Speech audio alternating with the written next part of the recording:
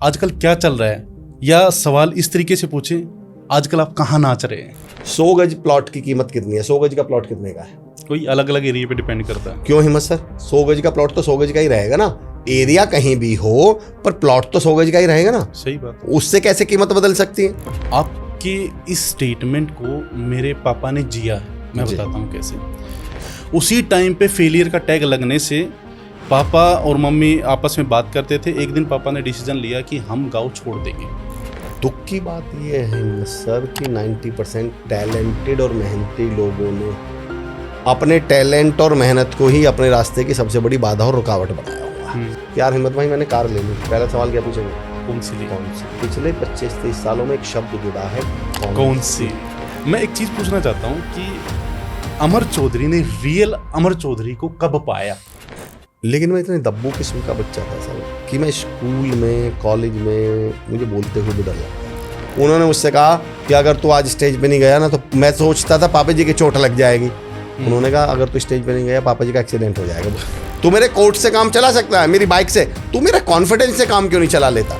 मैं किस्मत को मानता हूँ, मैं किस्मत पर भरोसा करता हूँ, पर मैं किस्मत के भरोसे नहीं रहता। चुनौती दे रहा हूँ हिम्मत सर, चुनौती।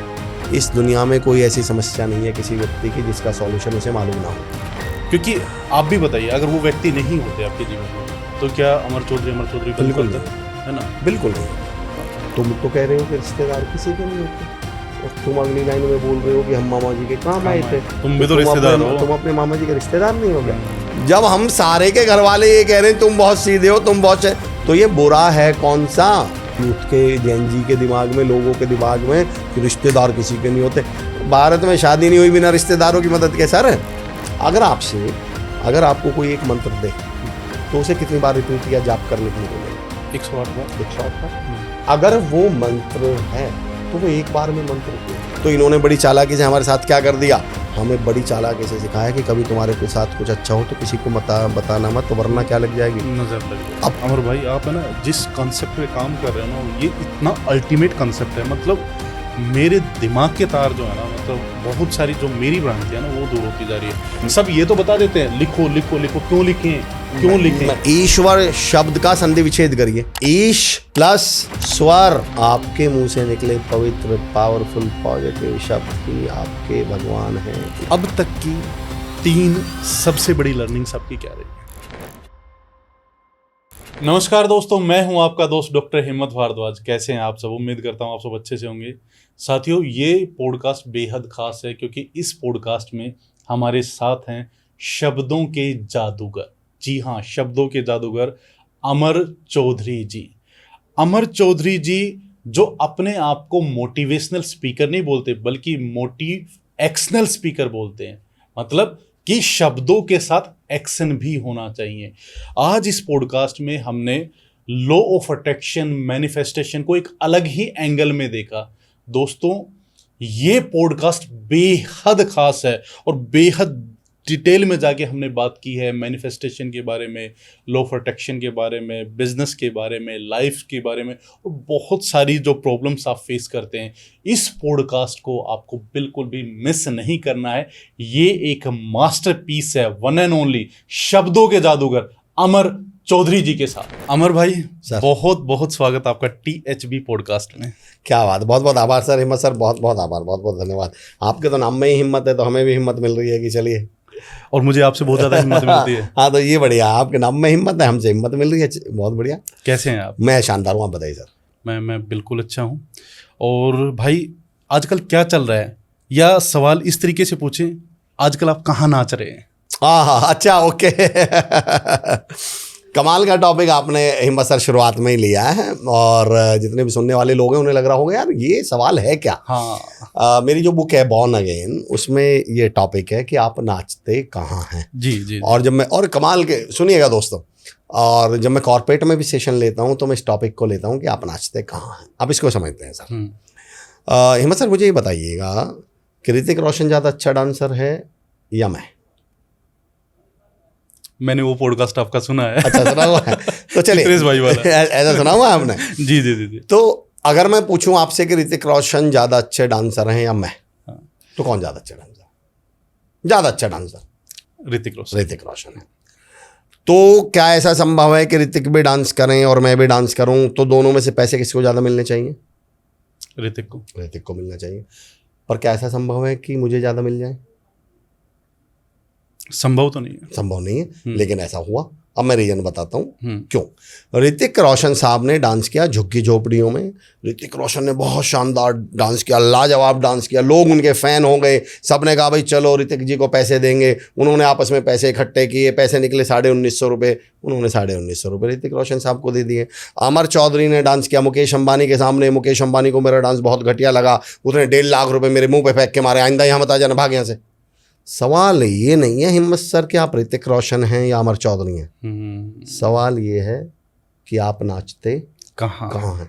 मुझसे अक्सर ये क्वेश्चन पूछा जाता है यूथ के द्वारा, इवन लोगों के द्वारा, कि सर हम मेहनत तो बहुत करते हैं पर हम कामयाब नहीं हो पाते। तो मैं उनसे हमेशा पलट कर कहता हूँ कि दोस्त मुझे ये मत बताइए कि आप मेहनत कितनी करते हैं, मुझे ये बताइए वो मेहनत आप करते कहाँ हैं। बड़ी चालाकी के साथ इस कहाँ शब्द की इंपॉर्टेंस को दबाया गया हिम्मत सर। हमें ये बताया गया क्या करना चाहिए, मोटिवेशन के नाम पे हमें बताया गया क्यों करना चाहिए, ट्रेनिंग के नाम पे ये बताया गया कि कैसे करना चाहिए। जो सबसे महत्वपूर्ण हिस्सा था कहाँ नहीं बताया, कभी नहीं बताया। मैं बताता हूँ सर, मैं इसका उदाहरण दूसरा पूछता हूँ आपसे। सर 100 गज प्लॉट, आप लोग भी बताइएगा 100 गज प्लॉट की कीमत कितनी है? 100 गज का प्लॉट कितने का है? कोई अलग अलग एरिया पे डिपेंड करता है। क्यों हिम्मत सर? 100 गज का प्लॉट तो 100 गज का ही रहेगा ना। एरिया कहीं भी हो पर प्लॉट तो 100 गज का ही रहेगा ना। सही बात। उससे कैसे कीमत बदल सकती है? तो क्या आप मुझसे ये कहना चाह रहे हैं कि अगर वो 100 गज का प्लॉट गांव में है तो 5-7 लाख रुपए का है, 10 लाख का है, उसी प्लॉट को उठाकर मैं छोटे टाउन में ले जाऊं तो वो प्लॉट हो जाएगा 15-20 लाख का। फिर उसी को उठा के मैं डिस्ट्रिक्ट में ले जाऊं, गाजियाबाद में ले जाऊं तो हो जाएगा 1-1.5 करोड़ का। उसी को उठा के बसंत कुंज दिल्ली ले जाऊं तो हो जाएगा 5-7 करोड़ का। उसी को उठा के मुंबई ले जाऊं तो वो 10-12 करोड़ का हो जाएगा। पर प्लॉट तो सेम है। तो क्या आप मुझसे ये कहना चाह रहे हैं हिम्मत सर कि प्लॉट की कीमत इस बात पर डिपेंड नहीं करती कि उसका साइज कितना है, बल्कि इस बात पर डिपेंड करती है वो कहाँ है? क्या बात। तो मैं हिम्मत सर हर एक व्यक्ति से, हर मेहनती व्यक्ति से, देखो जो मेहनत नहीं कर रहा उसे तो क्या समझाना, पर जो मेहनत कर रहा है और उसके मन में ये सवाल चल रहा है कि मैं मेहनत तो करता हूँ कामयाब क्यों नहीं होता, तो मैं उनसे कहता हूँ मेरे दोस्त अपनी मेहनत को, अपने टैलेंट को उस प्लॉट की जगह रख लीजिए। मुझे ये मत बताइए कि आप मेहनत तो करनी है, प्लॉट तो चाहिए ही। मुझे ये मत बताइए कि आप कितनी मेहनत करते हैं, मुझे ये बताइए कि आप मेहनत करते कहाँ हैं। आपके इस स्टेटमेंट को मेरे पापा ने जिया है, मैं बताता हूँ कैसे। और वो चीज़ आज तक मुझे समझ नहीं आई थी, लेकिन जब से मैंने आपके पॉडकास्ट देखे ना, मुझे समझ में आ गए कि पापा डायरेक्टली या इनडायरेक्टली आपकी बात को फॉलो करते थे। 12th क्लास में 2 बार फेलियर का टैग लगा मुझ पे कि ये लड़का फेल हो गया, ये लड़का नालायक है, निकम्मा है, सब कुछ है। अच्छा। और उसी टाइम पे पापा आए थे रिटायर, आर्मी से रिटायर आए थे, पैसा इकट्ठा करके लाए थे, बड़े शौक से शान से घर बनाया, मकान बनाया, गांव में जैसे सब बनाते हैं। और मेरी उसमें इच्छा थी कि पापा जैसे बैंक में एक दरवाजा होता है ना कैंची वाला डोर, तो मैं पापा से कहता था मुझे ना कैंची वाला डोर चाहिए, तो वो कैंची वाला डोर भी उसमें लगा था। और मैं कहता था कि हमारे घर में ना जो दीवार है उसमें ईंटें काटना है। आप समझ गए ईंटें काटना क्या? बिल्कुल बिल्कुल है ना। वो सब कुछ किया था, बड़े प्यार से वो घर बनाया था। और साथ ही गाय भैंस का भी हमने काम ज़्यादा शुरू किया था, खेती बाड़ी थी, मतलब बहुत सारे छोटे छोटे इनकम के स्ट्रीम हमने जनरेट कर लिए थे, मतलब एक अच्छा खासा। उसी टाइम पे फेलियर का टैग लगने से पापा और मम्मी आपस में बात करते थे। एक दिन पापा ने डिसीजन लिया कि हम गाँव छोड़ देंगे, हम गाँव छोड़ देंगे। और मुझे बताया गया, तो मैं बड़ा हैरान कि फेलियर के लिए कौन गाँव छोड़ता है, सब कुछ तो यहाँ सेट है हमारा। हम पापा की पेंशन आ रही है, मकान बनाया है, खेत है यहाँ पे। और उस टाइम पे जब पापा रिटायर आए तो उन्होंने अपना एक छोटा सा प्लॉट गुड़गांव में लिया था कि रेंट पर्पज से वहाँ से रेंट आएगा, है ना। तो वहाँ से रेंट भी आ रहा है, तो सारी चीज़ें सेट है हमारी। लेकिन मेरी वजह से वो सब कुछ उस जगह को, कहाँ उस जगह को पापा को छोड़ना पड़ रहा है, मुझे समझ नहीं आया। तो मैं पापा से बोला कि पापा ये डिसीजन आपका गलत भी तो हो सकता है ना। बोला अच्छा बुरा होगा वो देखा जाएगा, अब चलते हैं। और वहाँ पे हम उस छोटे से मकान, बड़े मकान से, गांव में बहुत बड़ा मकान था, वहाँ से छोटे से मकान में शिफ्ट हो गए। 3-4 दिन के बाद मैं क्या देखता हूँ, पापा ने एक छोटी सी जॉब ज्वाइन की, एक छोटी सी फैक्ट्री है पास में, सिक्योरिटी गार्ड की। अच्छा। और मुझे एक ही बात बोली कि मैं वहाँ से यहाँ ले आया, जगह चेंज हो गई, मैं गाँव से तुझे साइबर सिटी ले आया, अब तुझे देखना कि तू कहाँ जाएगा। तो उस कहानी है ना मेरी लाइफ को बदला है, क्योंकि जैसे ही मैं गुड़गांव आया मेरा इन्वायरमेंट वो हट चुका था, मेरा माइंडसेट बदल चुका था, मुझे वाई मिल गया था कि मुझे अब लाइफ में मेहनत क्यों करनी है और किसके लिए करनी है। तो वो मुझे पापा दिखने लगे थे कि एक बंदे ने इतना बड़ा डिसीजन मेरे लिए लिया और कहाँ वो जगह मेरी चेंज हो चुकी थी।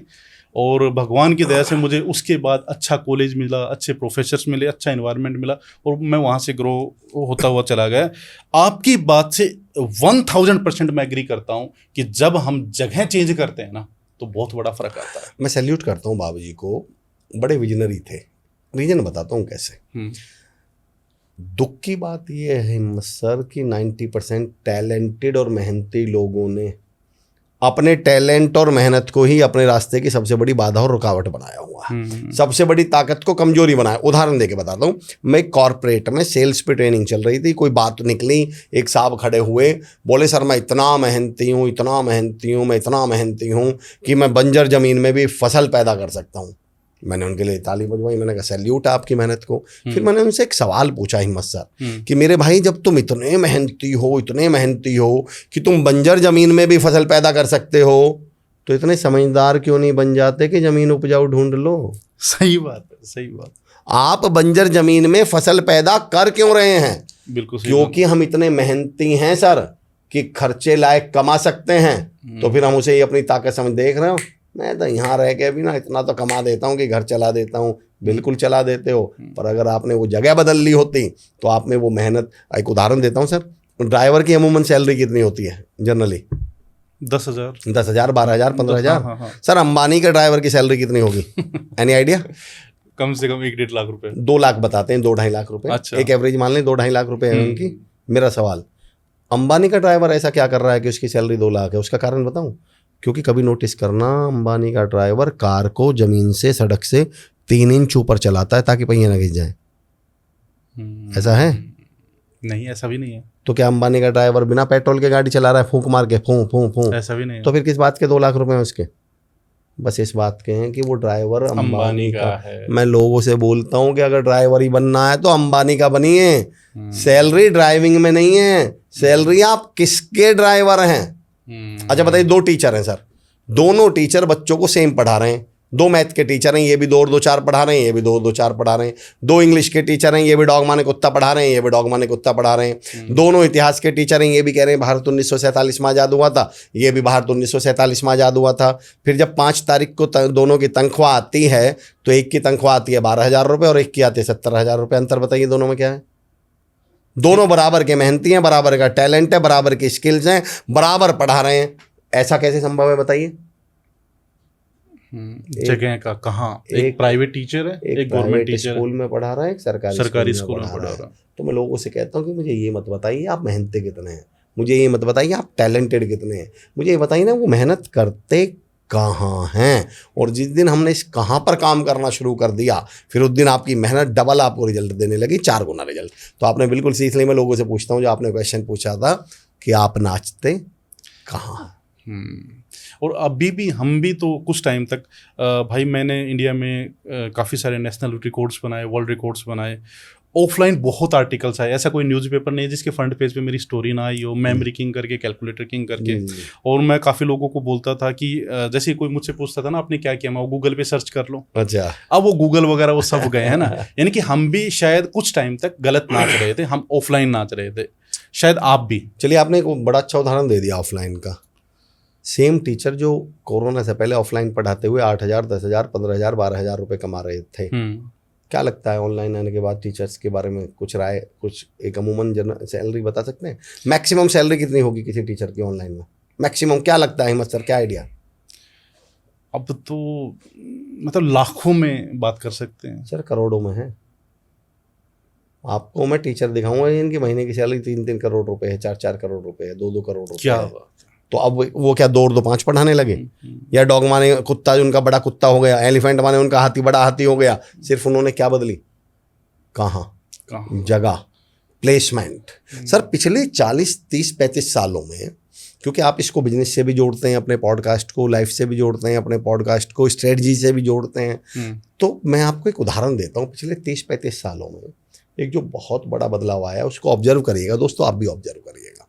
हिम्मत सर 2000-2005 के करीब, आज से 25-30 साल पहले अगर कोई आपसे बोल दे मेरे पास कार है, या किसी से बोल दे मैंने कार ली है, रिश्तेदार ने कार ली है, कभी किसी ने पलट के पूछा कौन सी ली है? नहीं। आज से 25 साल पहले, 30 साल पहले कार होना बहुत ये अचीवमेंट था। बहुत बड़ी आज से बात है। 25-30 साल पहले कोई बोले मैंने मोबाइल लिया, सवाल ये आप ये थोड़ी बोलते थे फला मोबाइल, आप क्या बोलते हो? भाई मेरे बुआ जी के लड़के को भाई मोबाइल है, मेरे ताऊ जी के लड़के को, हमारी दीदी पे ना, हमारी जीजा जी पे कार है, कार। यानी पहले कार होना ही क्या था? अचीवमेंट, बड़ी बात थी। हमारे पड़ोस में एक कार थी इंडिका, हाँ जी, ब्लू कलर की, मतलब मेरे लिए वो इतना बड़ा सपना था, मैं डेली देखता था उसको। अब पिछले 25 साल में हिम्मत सर बदलाव सुनिए। अभी आपके दोस्त का फोन आ जाए, रिश्तेदार का फोन आ जाए, आप भी बताइएगा कि यार हिम्मत भाई मैंने कार ले ली, पहला सवाल क्या पूछेंगे? कौन सी ली? कौन सी? पिछले 25-30 सालों में एक शब्द जुड़ा है, कौन सी? मोबाइल ले लिया, कौन सा? और अगला सवाल, अगर आपका आज से 25-30 साल पहले कोई रिश्तेदार ये बोल दे कि यार मैंने प्लॉट लिया है, तो आप ये नहीं पूछते थे कहाँ, आप क्या, और प्लॉट ले लिया, प्लॉट। अब पहला सवाल क्या पूछेंगे? कहाँ लिया? तो जब तक हम इस कौन सी और कहाँ का महत्व नहीं समझेंगे, तब तक हम 30-35 साल पीछे ही रह जाएंगे। अभी कोई आपसे बोल दे, अभी आप किसी से पूछ लेना मैंने MBA किए हुई है या मैं MBA कर रहा हूँ, पहला सवाल सामने वाला क्या पूछता है? कहाँ से? कहाँ से कर रहा है? इवन छोड़ दो, पहले MBBS करना अपने आप में MBBS थी। सही बात। अब आप किसी से बोल के देख लेना मैं MBBS कर रहा हूँ, पहला सवाल कहाँ से? एम्स से कर रहे हो तो बताओ, कोई बड़े हॉस्पिटल बड़े कॉलेज से कर रहे हो तो बताओ। अब वैल्यू MBBS की नहीं बची, अब कहाँ की बची है? अब वैल्यू MBA की नहीं बची, कहाँ की बची है? MBA तो IIM से भी हो रहे हैं और MBA उनके स्कूलों कॉलेज से भी हो रहे हैं जो खेत में खुल रहे हैं। तो अब सवाल है कहाँ से? तो हमें ये बदलाव को समझना पड़ेगा। अमर भाई, शब्दों के तो आप जादूगर हो, मैं सच बता रहा हूं। क्या मतलब एक एक शब्द को इतना डिफाइन करना, मतलब कोई आपसे सीखे। हाँ, मुझे लगता है कई बार कि शब्दों में मुझे देखिए ईश्वर की कृपा है। मैं एक चीज पूछना चाहता हूँ कि अमर चौधरी ने रियल अमर चौधरी को कब पाया? मैं उस स्ट्रगल के बाद में, मतलब देखिए शब्दों के जादूगर बनने की जो जर्नी है ना, मैं उसको जानना चाहता हूँ कि कैसे आप इतनी डेप्थ में गए शब्दों के। मैं 2 टर्निंग पॉइंट बता देता हूँ एक्चुअली आपको। मैं तो, मेरा एक गांव है चिरोड़ी, लोनी, गाजियाबाद जिले में लोनी एक जगह पड़ते है, उसके पास मेरा गांव है चिरोड़ी। बहुत ही जो साधारण स्कूलिंग रही, हालांकि मैं पढ़ने में होशियार था ऐसा नहीं, लेकिन स्कूलिंग जैसे गांव में होती है वैसे। अभी ऑफ कैमरा भी बात कर रहे थे, आपका मैथ्स बहुत अच्छा था। हाँ, मेरी इंग्लिश भी बहुत अच्छी थी उस समय। अच्छा। लेकिन मैं इतने दब्बू किस्म का बच्चा था सर, मतलब अगर मैं बताऊं तो लोग यकीन करें या ना करें, कि मैं स्कूल में, कॉलेज में मुझे बोलते हुए भी डर लगता था। मैं गुड़गांव में एक कंपनी में मेरा इंटरव्यू हुआ जब कॉल सेंटर चला करते थे। अच्छा। और मैंने इंटरव्यू 2 राउंड क्लियर कर लिए, लास्ट राउंड था फाइनल HR राउंड जो होता है। मैं इंटरव्यू के लिए पहुंचा कि जी आपका अंदर इंटरव्यू है। मैंने गेट खोला, सामने देखा एक मोहतरमा बैठी हुई है, एक लेडी बैठी हुई है, वो इंटरव्यू लेंगे। दरवाजा यूं खुला सर और यूं बंद होकर मैं नीचे, मैं फीमेल को सामने, मतलब मैं नहीं बोल पाऊंगा इनके सामने, मेरी स्थिति ये हुआ करती थी सर। अब कहाँ ऐसी स्थिति, और फिर आज भगवान की कृपा से आप जहाँ कहें, जिस स्टेज पे कहें, ईश्वर ने ऐसे ऐसे स्टेज दिए हैं। अब 1000 लोग बैठते हैं, 10,000 लोग बैठते हैं, इवन 20-20 हज़ार लोगों तक के मैंने प्रोग्राम किए हैं। लेकिन ये यात्रा जो आप पूछ रहे हैं, उसमें मेरे ताऊ जी के बेटे, जिनको मैं अपना आदर्श मानता हूँ, राजीव चौधरी जी, ये दब्बू, ये डरपोक या ना बोल पाने वाले अमर से ये बोल पाने वाला अमर कैसे बना, उसके पीछे की यात्रा बता रहा हूँ। मेरे ताऊ जी के बेटे राजीव चौधरी जो शहीद हो गए 2011 में, उनको मैं अपना आदर्श मानता हूँ। CRPF में असिस्टेंट कमांडेंट थे। तो जब हम पढ़ते थे तो एक हमने स्पोकन इंग्लिश क्लास ज्वाइन की। अब उसमें लास्ट में ना होता क्या है, स्टेज पे बोलना पड़ता है। तो मैं बहुत घबराऊँ, डरूँ, मैं कभी स्टेज पे जाऊँ ही ना, भाग जाऊँ, उस दिन क्लास ही ना जाऊँ जिस दिन प्रेजेंटेशन का दिन हो। तो एक दिन मेरे ताऊ जी के बेटे ने कहा, मुझे डर लगता था, एक OCD करके बीमारी होती है, OCD मतलब ऑब्सेसिव कंपल्सिव डिसऑर्डर। इसमें ना आपको नेगेटिव थॉट्स आते हैं, मतलब ऐसे डर आता है मन में। मैं आपको बता दूं OCD क्या है। OCD ऐसी होती है, जैसे पॉडकास्ट चल रहा है तो अचानक मेरे मन में विचार आएगा कि एक बार माइक को ऐसे टच कर लो, नहीं तो कुछ हो जाएगा किसी को। तो मैं चलते पॉडकास्ट में क्या करने लगूंगा, ऐसा करने लगूंगा। चलते ही पॉडकास्ट में मन में भाव आएंगे कि यार अगर मैंने हिम्मत सर की घड़ी को हाथ नहीं लगाया ना, पापा जी को, मम्मी को कुछ हो जाएगा। तो मैं किसी भी कारण से वैसे ही बहाने से यूं करूँ और हिम्मत सर, और मैं जानबूझ के यूं करूंगा। और आप, हाँ, ये बड़े नेगेटिव थॉट्स आते हैं। ऑब्सेसिव कंपल्सिव डिसऑर्डर का ही मतलब हुआ कि आप कंट्रोल में नहीं रहते। तो मुझे वो एक प्रॉब्लम हुआ करती थी, मुझे डर लगता था अजीब सा कि मैं स्टेज पे जाऊंगा तो ये हो जाएगा वो हो जाएगा। पापा जी को लेके बहुत मन में आता था ऐसा कुछ हो जाएगा, तो भैया ने खूब मोटिवेट किया, मैं मानूँ ही ना, समझ में नहीं आया। He was the first person जो जिन्होंने उनकी साइकोलॉजी समझी, उन्होंने मेरे साथ क्या किया। उन्होंने कहा तो स्टेज पे क्यों नहीं जाता मैंने कहा भैया मुझे डर लगता है। 2 उदाहरण देता हूँ उनके, 3 एग्जाम्पल दूंगा उनके मैं। तो उन्होंने कहा कि स्टेज पे, मैंने कहा भैया मुझे डर लगता है। बोले ऐसा लगता है अगर मैं जाऊंगा तो ये हो जाएगा वो हो जाएगा। वो मेरी साइकोलॉजी समझ गए। मुझे बजाय मोटिवेट करने के, मेरा डर दूर करने के, उन्होंने क्या साइकोलॉजिकल एक वो लिया, समझिए। उन्होंने मुझसे कहा कि अगर तू आज स्टेज पे नहीं गया ना तो मैं सोचता था पापा जी की चोट लग जाएगी। उन्होंने कहा अगर तू स्टेज पे नहीं गया पापा जी का एक्सीडेंट हो जाएगा। वो मेरे ताऊ जी के बेटे थे, मैं उनके चाचा। अब मैं कह रहा हूँ चोट लग जाएगी, वो कह रहे हैं एक्सीडेंट हो जाएगा। अब मेरे मन, अब क्योंकि वो जान गए थे इसको ये दिक्कत है, तो मेरे मन में अभी यूँ डर लगे मैं स्टेज पे नहीं गया तो पापा जी को अब तो मुझे क्या करना पड़ेगा, जाना पड़ेगा। पहला टर्निंग पॉइंट मेरी लाइफ का ये था। दूसरा उनका टर्निंग पॉइंट जो हम लोग समझते नहीं, मानते नहीं, उन्होंने एक बात कही थी मुझसे। आप याद कीजिए आज से 25-30 साल पहले, 20-25 साल पहले के गाँव, तो पहले ऐसे भी होता था, शादी में जा रहे हैं तो मोहल्ले में एक ही कोट हुआ करता था। शादी में जा रहे हैं तो जूते भी एक दूसरे के ही पहन के जाते थे। तो बाइक तो खूब मांगी जाती थी। उन्होंने मुझसे पूछा यार अमर, वो कहते थे तू जा सकता है कर सकता है, मैं कहता नहीं। तो उन्होंने एक लाइन कही मुझसे कि अमर एक बात बता, तुझे शादी में जाना हो, तेरे पास जूते ना हो तो तू क्या करेगा? मैंने कहा भैया आपके जूतों से काम चला लूंगा। बोले कोट ना हो तो क्या करेगा? मैंने कहा आपके कोट से काम चला लूंगा। अच्छा, बोले बाइक ना हो तो तू क्या करेगा? मैंने कहा आपकी बाइक से काम चला लूंगा। तो बोले जब तक तुझ में कॉन्फिडेंस नहीं है तो हमारे से काम चला ले। जब हम कह रहे हैं कि तू जा सकता है, तू बोल सकता है, तू कर सकता है, बोले तू मेरे जूते से काम चला सकता है, तू मेरे कोट से काम चला सकता है, मेरी बाइक से, तू मेरे कॉन्फिडेंस से काम क्यों नहीं चला लेता? जब मैं कह रहा हूं कि तू बोल सकता है तो फिर तुझे उस बात पे यकीन क्यों नहीं होता? जब मैं कह रहा हूं कि तू स्टेज पे जा सकता है तो फिर क्यों नहीं जाता? तो मुझे उस दिन समझ में आया। और अब इसके पीछे मैंने जो कुछ रिसर्च की सर, अब मैं बताता हूँ सर हमारे साथ प्रॉब्लम क्या है। हम लोग जो डर शब्द है, और फिर क्योंकि मैं तो खुद ऐसा डरपोक व्यक्ति रहा हूँ तो मैंने बाद में इसको ऑब्जर्व करना शुरू किया, इसके साइकोलॉजिकल एस्पेक्ट सोचने शुरू किए। तो मुझे अब ऐसा लगता है कि साइकोलॉजी 2 तरह से काम करती है। जब भी दूर करना हो डर, तो हम लोग क्या करते हैं सर, जैसे किस्मत को लेके किसी ने मुझसे एक सवाल पूछा कि अमर भाई आप किस्मत को मानते हो क्या? तो मैंने एक जवाब दिया हिम्मत सर कि बहुत मानता हूँ। बोले पर आप तो मोटिवेशनल स्पीकर हो। मैंने कहा तो लेट मी कंप्लीट। मैं किस्मत को मानता हूँ, मैं किस्मत पर भरोसा करता हूँ, पर मैं किस्मत के भरोसे नहीं रहता। बहुत फर्क है। हमें सर दोनों में जमीन आसमान के अंदर। अब हमारी समस्याएं सुनिएगा क्या है। हम भरोसा किसी पे नहीं करते और हम भरोसे सबके रहते हैं। आप आदमी को नोटिस करना, भगवान पे भरोसा करे ना करे, डाउट रहता है हमेशा, पता नहीं भगवान कुछ करेंगे नहीं करेंगे। और 24 घंटे उससे पूछ लो, नहीं यार हमारे तो भगवान, मतलब भरोसे भगवान पर, भरोसा नहीं है भगवान पर भरोसे किसके हैं? भगवान के। दोस्तों पे भरोसा नहीं है पर भरोसे किसके हैं? दोस्तों के। मुझसे किसी ने बोल दिया अरे यार अमर भाई हम तो आपके भरोसे बैठे थे। मेरा हिम्मत सर, अब जो सुन रहे हैं थोड़ा सा डीप समझना मेरी बात को। अरे बोले यार अमर भाई हम तो आपके भरोसे बैठे थे। मैंने उनसे एक सवाल पूछा कि तुम्हें अगर मुझ पे भरोसा था तो तुम मेरे भरोसे चले क्यों नहीं, बैठे क्यों थे?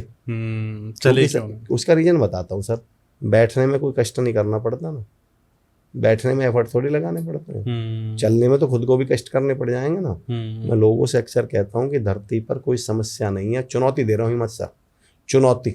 इस दुनिया में कोई ऐसी समस्या नहीं है किसी व्यक्ति की जिसका सॉल्यूशन उसे मालूम ना हो, उसे ऑलरेडी मालूम है। आप कभी ऐसे व्यक्ति को देखना जिसकी थोड़ी सी टमी, मेरी भी निकली हुई है, थोड़ा सा मोटा हो, थोड़ी सी टमी हो, मैं खुद भी बहुत मोटा था, वो जैसे ही हिम्मत भाई किसी फिट व्यक्ति को देखेगा, पता पहला सवाल क्या पूछेगा? और यार हिम्मत भाई आप तो बड़े फिट हो यार, मेरी टमी निकले, हिम्मत भाई बताओ ना यार वेट कैसे कम करे। और हिम्मत भाई को क्या लगेगा ये आदमी बदलना चाहता है।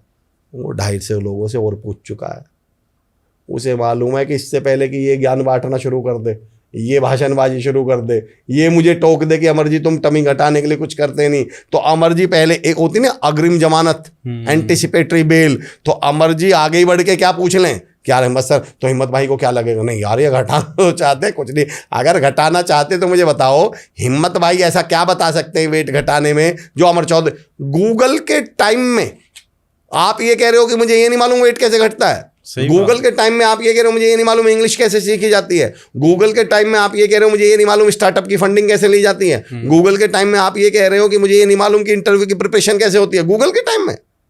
यूट्यूब और गूगल आपकी जेब में है, सबको सब पता है। जब मेरे पास कोई ट्रेनिंग के लिए आता है, सॉरी, जब मेरे पास कोई आता है और पूछता है यार अमर भाई एक प्रॉब्लम है, मेरी प्रॉब्लम को कोई हल दो, पता मैं पहला सवाल क्या पूछता हूँ? मैंने कहा यार सच में हल चाहिए भी क्या? बोले जी मतलब? मैंने कहा यार अगर मैंने तुम्हें हल दे दिया तो वो तुम्हें चलाना भी पड़ जाएगा ना। हल समझते हैं, फिर वो खेत में चलाना पड़ता है ना। बिल्कुल सही बात। ऐसी कोई प्रॉब्लम आप लोग कमेंट बॉक्स में बता दीजिए, चलिए जितने लोग मुझे सुन रहे हैं, आपको भी मैं चुनौती दे रहा हूँ, लिखिए कमेंट बॉक्स में एक भी ऐसी प्रॉब्लम जो आपको लगता हो कि इसका जवाब मेरे पास नहीं, आपके पास नहीं है। सबको सब मालूम है सर, मुझे भी मालूम है। दिक्कत है करने की, दिक्कत है एक्शन की। मैं एक चलिए लाइटर नोट पे एक एग्जांपल दिया करता हूँ। हम हमेशा उन समस्याओं की और उन प्रॉब्लम्स की और मुद्दों की बात करेंगे जो हमारे हाथ में ही ना हो। जो हम कर सकते हैं उन पे बात ही नहीं करेंगे, क्योंकि उनमें क्या करना पड़ जाएगा? एक्शन करना पड़ जाएगा ना। मैं एक बार इंदौर से उज्जैन जा रहा था बस में, हमारे टॉपिक्स भी कैसे उठाएंगे, कैसे मुद्दे जिनमें हमारा कोई काम ना हो। मैं इंदौर से उज्जैन जा रहा था, आगे दो लोग बैठे हुए थे, वो आपस में बात कर रहे थे। एक दूसरे से बोला भाई कहाँ से हो? वो बोला जी इंदौर से। बोला यार इंदौर से तो मैं भी हूँ, इंदौर में कहाँ से? बोला जी सुदामा नगर से। बोला यार सुदामा नगर से तो मैं भी हूँ, सुदामा नगर में कहाँ से? बोला जी गली नंबर 12 से। दूसरा बोला गली नंबर 12 से तो यार मैं भी हूँ। अब मैं पीछा बैठे उनकी बात सुन रहा हूँ। बोला गली नंबर 12 में कहाँ से? वो बोला जी मकान नंबर 96 से। बोले यार मकान नंबर 96 से तो मैं भी हूँ। अब मेरा दिमाग खराब। मैंने बोले यार तुम दोनों एक ही मकान में रहते हो और एक दूसरे को नहीं जानते? वो बोला चुप बैठा रहे, हम बाप बेटे हैं, टाइम पास कर रहे हैं। टाइम पास भी तो कोई चीज है। आप हिम्मत सर हमारे डिस्कशन के पॉइंट देखिएगा, 4 लोग बैठ जाएंगे, डिस्कशन किस पे करेंगे? कश्मीर समस्या पे। ना आपके हाथ में ना मेरे हाथ में। भ्रष्टाचार पे ना आपके हाथ में ना मेरे हाथ में। यूक्रेन का युद्ध रुकवाएंगे ना आपके हाथ में। 2 घंटा गप्पे मार के यूक्रेन का युद्ध रुकवा के कश्मीर समस्या हल करके भ्रष्टाचार पे रोक लगा के बोले सर दिन पे दिन भ्रष्टाचार बढ़ता जा रहा है, दिन पे दिन भ्रष्टाचार बढ़ता जा रहा है, सरकार को इस पे कुछ सख्त कदम उठाने चाहिए। मैंने कहा भाई साहब बढ़ तो आपकी टमी भी रही है। देख लेते, ये तो आपके हाथ में, ये तो आपके हाथ में, आप उठा लेते हैं। महंगाई बढ़ रही है, बिल्कुल बढ़ रही है, बढ़ तो आपकी बेरोजगारी भी रही है। एक्चुअली इसमें तो मुझे खुद काम करना पड़ जाएगा ना। एक ऐसा एग्जांपल देता हूँ हिम्मत सर, जो मैं बहुत रेयरली देता हूँ और ऑनलाइन तो बहुत ही कम देता हूँ, पर जिस तरह का मुझे लग रहा है कि लोग सुनने वाले हैं, मैंने आपके ऑडियंस को देखा है, तो मैं थोड़ी हिम्मत करता हूँ। बारीक और मुश्किल उदाहरण है जी, और हम कर क्या रहे हैं एक्चुअली। मैं एक बार एक प्रोग्राम के लिए कहीं गया था, तो मैं एक होटल में रुका हुआ था। रात के 9 साढ़े 9 बज गए। मैं खाना वाना खा के नीचे वॉक के लिए आया, तो एक लड़का वहाँ कुछ ढूंढ रहा था। मुश्किल उदाहरण है पर अब मेरी उम्मीद बढ़ गई है तो मैं देता हूँ। तो एक लड़का वहाँ कुछ ढूंढ रहा था। मैंने क्या हुआ? बोले कुछ नहीं सर भैया मेरी ना अंगूठी गिर गई। बोले सोने की अंगूठी थी। और मुझे भी लगा यार इसका तो बहुत लॉस हो गया। मुश्किल उदाहरण है मत सर, पर देता हूँ, मुझे उम्मीद है ऑडियंस से। तो मैं भी ढूंढवाने लगा। 10-15-20 मिनट हो गए सर, अंगूठी मिली नहीं। मैंने उससे कहा कि कुछ आइडिया है किधर गिरी थी? हिम्मत सर वो मेरा हाथ पकड़ के 100 मीटर दूर ले गया। बोले भैया यहाँ गिरी थी। मैंने कहा फिर पागल है, तुम्हारा दिमाग खराब है, फिर वहां क्यों ढूंढ रहे हो? बात सुनिएगा, बड़ा मुश्किल लाइन है। मैंने कहा फिर दिमाग खराब है, फिर वहां क्यों ढूंढ रहे हो? बोला भैया यहाँ अंधेरा है ना, वहां उजाला है ना। हमें अच्छी तरह मालूम है कि अंगूठी यहाँ गिरी है, यहाँ मिलेगी, पर यहाँ ढूंढने में चुनौतियां हैं ना, अंधेरा है ना, मेहनत है ना, कष्ट ज्यादा करने पड़ जाएंगे ना, एफर्ट मारने पड़ जाएंगे ना। वहाँ आसान है ना। व्हाट्सएप सोफे पर लेटकर व्हाट्सएप स्टेटस लगाना कितना आसान है। एक दिन तुम्हारे कानों में ये शोर आएगा, तुम्हारा वक्त आया है, हमारा लगाओ आराम से। और सामने वाले को क्या लग रहा है? ये कुछ कर रहा है, ये पढ़ा है। जब कोई ऐसे स्टेटस लगाता ना, एक दिन तुम्हारे कानों में ये शोर आएगा, तुम्हारा वक्त आया है, हमारा दौर आएगा, तो मैं पूछता हूँ भाई साहब कैसे आएगा? ये जो तुम सारे दिन पड़े पड़े सोफे पे पड़े पड़े स्टेटस लगाते रहते हो। और मैंने कहा जैसा तुम सारे दिन सोफे पे पड़े पड़े रील चलाते रहते हो ना, दौर का तो पता नहीं, एक दिन दौरा जरूर आ जाएगा। सही बात। तो हिम्मत सर किसको नहीं मालूम? मेरा क्वेश्चन है किसको नहीं मालूम? सबको। प्रॉब्लम ये है कि जब आप काम की शुरुआत करेंगे तो आपको अपनी आदतें बदलनी पड़ेंगी। 2-3 छोटी छोटी बातें और मुझे पूछनी है आपसे। पहली बात तो ये कि जैसे आपने कहा था कि आपके जीवन में एक व्यक्ति आए थे, क्या हर किसी की जीवन में ऐसा व्यक्ति होता है? और नहीं हो, क्योंकि आप भी बताइए, अगर वो व्यक्ति नहीं होते आपके जीवन में तो क्या अमर चौधरी बिल्कुल नहीं होते, है ना? बिल्कुल नहीं होते। हाँ। तो जिसके लाइफ में नहीं है ऐसा व्यक्ति, तो वो कैसे अपने आप को इम्प्रूव करे? मैं यहाँ 2 बातें कहूँगा आपको माफी के साथ। मुझे राजीव भाई मिले, मेरे ताऊ जी के बेटे। हाँ। मेरी ज़िंदगी में वरुण यादव सर, मतलब जब मुझे ऐसा लगता था मेरा जीवन ही अंत है, अब कुछ नहीं हो सकता, तब वरुण यादव सर आए। उन्होंने मुझे उन हालात में सहारा दिया, उन हालात में सपोर्ट। अगर आज मैं बैठा हूँ जीवित अवस्था में तो उसमें एक ही व्यक्ति का नाम है, वरुण यादव सर। जब मैं ऑनलाइन की यात्रा की तरफ आया तो चित्रेश सोनी सर, जिनकी वजह से अगर आज मुझे ऑनलाइन लोग जानते हैं तो that is only because of आदरणीय चित्रेश सोनी सर। चित्रेश सोनी जी के बारे में मैं भी बताता हूँ कि चित्रेश सोनी जी एक ऐसे बंदे हैं, अमर भाई के साथ भी, मेरे साथ भी, और हम जैसे बहुत सारे ऐसे क्रिएटर्स हैं, कंटेंट क्रिएटर्स, जिनकी वो हेल्प करते हैं, बहुत ज़्यादा हेल्प करते हैं और कमाल के व्यक्ति हैं। वो ये बोलते हैं नहीं भैया पहले आप तुम बड़े, मैंने उनसे पूछ रहे सर आप क्या लेंगे, बोले क्या दोगे बताओ, बोले अभी तो देने लायक बनाऊं तो सही पहले। सही बात, बिल्कुल सही बात। सुमित सर इंदौर, एक कमाल की शख्सियत, मतलब मेरे मित्र हैं, मैं ये कह रहा हूँ, अंकित सर, मैं कुछ और, प्रवीण सर जिन्होंने मुझे पहला कॉर्पोरेट ट्रेनिंग दिलवाई, विकास नागरू सर जिन्होंने मुझे पहला पॉडकास्ट दिलवाया, मैं कुछ और कह रहा हूँ सर। मुझे एक व्यक्ति मिले थे और मुझे उसके बाद 10 व्यक्ति मिले ऐसे, मिलते चले। तो आपको क्या लगता है औरों को नहीं मिलते होंगे? अब मैं आपको एक ऐसे पॉइंट की तरफ लेके जा रहा हूँ। हिम्मत सर, हमारी समस्या ये है, हमें जो मिला था हम उसकी वैल्यू नहीं करते। मिले हम सबको हैं, पर क्योंकि हमने उसकी वैल्यू नहीं करी तो इसलिए हमें कभी दोबारा नहीं मिला, आभार नहीं किया ना उसका। एक उदाहरण देके बताता हूँ, बहुत सिंपल सा। आप किसी के घर जाइए और उनका बेटा या उनकी वाइफ या उनकी बेटी, उनके परिवार से कोई भी आपके लिए पानी लेकर आए और आप एक गिलास पानी पीकर पानी वापस रखते हुए उनसे बोलेगा थैंक यू। 90% केस में बच्चे का सवाल होता है पलट कर या भाभी जी का, भाई साहब और लाऊं क्या? बिल्कुल सही बात। अंकल और दूं क्या? और अगर मैं उस पानी के गिलास को पीकर और मुंह फेर के यूं रख दूं, वो भी लेके चला जाता, बाढ़ में जा भाई। सही बात। सेम काम होता है भगवान के साथ। भगवान ने हमें इतना सा दिया और हमने भगवान से कहा धन्यवाद, आभार, थैंक यू। भगवान कहते हैं और दूं क्या? क्या बात। और भगवान ने हमें इतना दिया और हमने लेके मुंह फेर लिया, भगवान कहते बाढ़ में जावे। और बहुत है मेरे बच्चे, तो मैं तो उन्हें दूंगा। जब मुझे वो एक व्यक्ति मिले थे तो मैंने ईश्वर का आभार व्यक्त किया था और उससे मैंने लोगों का आभार। भगवान ने कहा और दो क्या? अभी तो राजीव चौधरी नहीं है, मैं तुम्हें वरुण यादव सर दूंगा।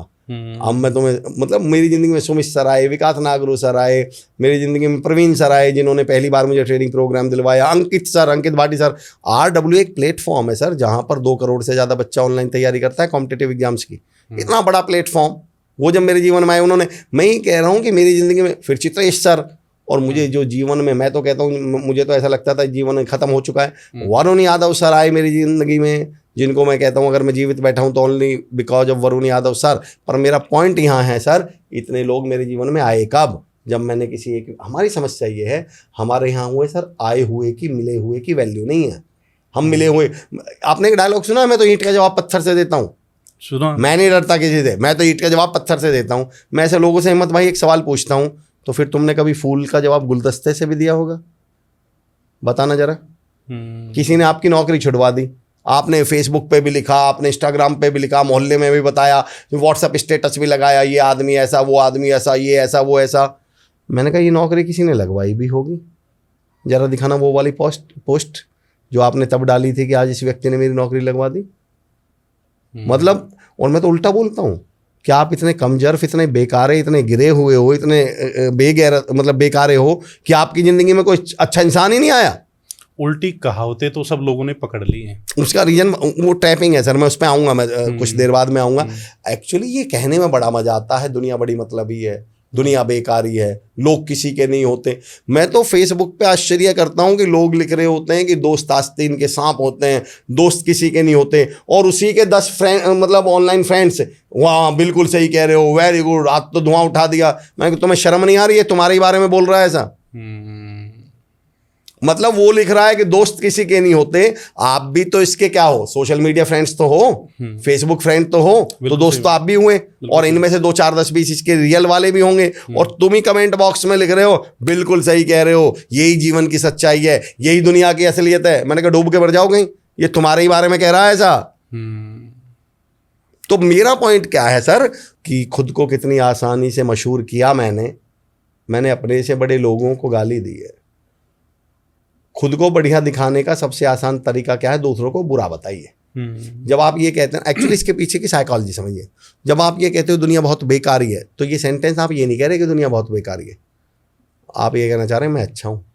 इस सेंटेंस का मतलब समझने की कोशिश आपने, मुझे ये पता नहीं ये पॉडकास्ट का टॉपिक है भी या नहीं, आपने पिछले 10-15 साल में अगर एक चीज़ नोटिस की हो, हर युवा, हर यूथ 90% महात्मा गांधी जी को क्या बोलता है? नेगेटिव बोलता है। उसके पीछे रीजन जानते हैं?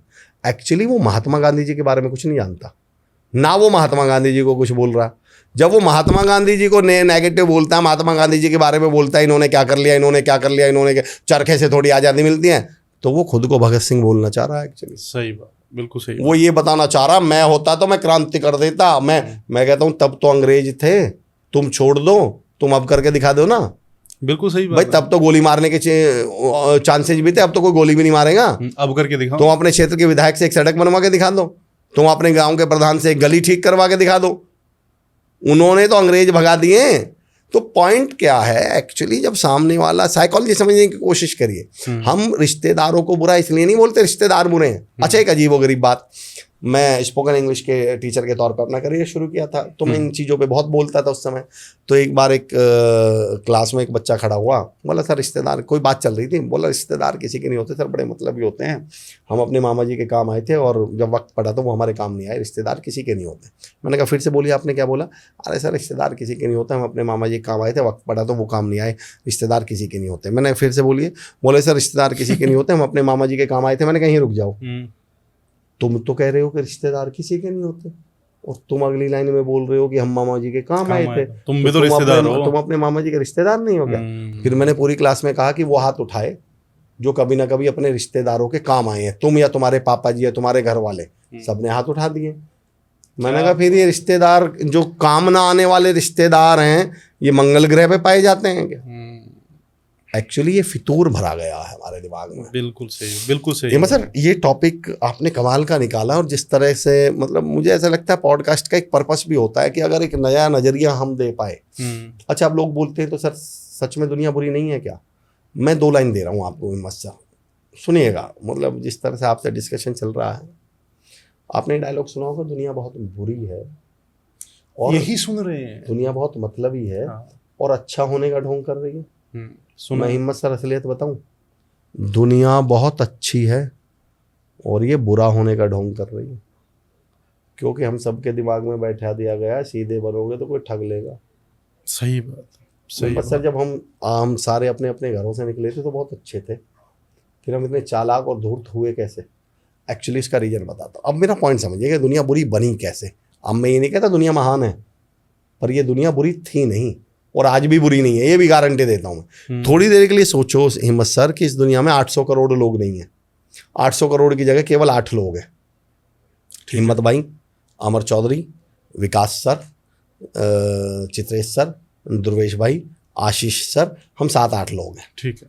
अब हिम्मत भाई अपने घर से पैकिंग करके मुंबई के लिए निकल रहे हैं और उनकी मम्मी और पापा जी हिम्मत भाई की पैकिंग करते हुए बोल रहे हैं कि हिम्मत भैया तू, उनके तो माँ बाप हैं तो तू करके ही बोलेंगे, बेटा तू बहुत सीधा है, तू बहुत सज्जन है, तू बहुत शरीफ है, दुनिया बहुत बुरी है, बच के रहना, तू शरीफ है, दुनिया बुरी है। उसी समय सेम टाइम अमर चौधरी के घर में पैकिंग हो रही है। अमर चौधरी घर से बाहर निकल रहे हैं, मुंबई के लिए जा रहे हैं ट्रेन से। अमर चौधरी के मम्मी पापा समझा रहे हैं, बेटा दुनिया बहुत बुरी है, तू बहुत सीधा है, तू बहुत सज्जन है, बच के रहना, दुनिया बहुत बुरी है। सेम टाइम ध्रुवेश भाई की पैकिंग हो रही है, तू बहुत सीधा है, दुनिया बहुत बुरी है। चित्रेश सर तुम बहुत सीधे हो, दुनिया बहुत बुरी है। आशीष सर तुम बहुत सीधे हो। मैं कह रहा हूँ जब हम 8 के 8 ही सीधे हैं तो ये बुरा कौन सा है? जब हम सारे के घर वाले ये कह रहे हैं तुम बहुत सीधे हो, तुम बहुत, तो ये बुरा है कौन सा?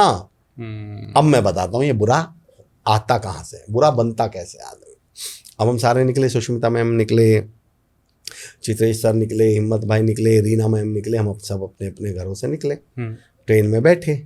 और जब मुंबई उतरने की बारी आई तो रीना मैडम अपना बैग उतार रही थी। 2 बैग थे उनके पास।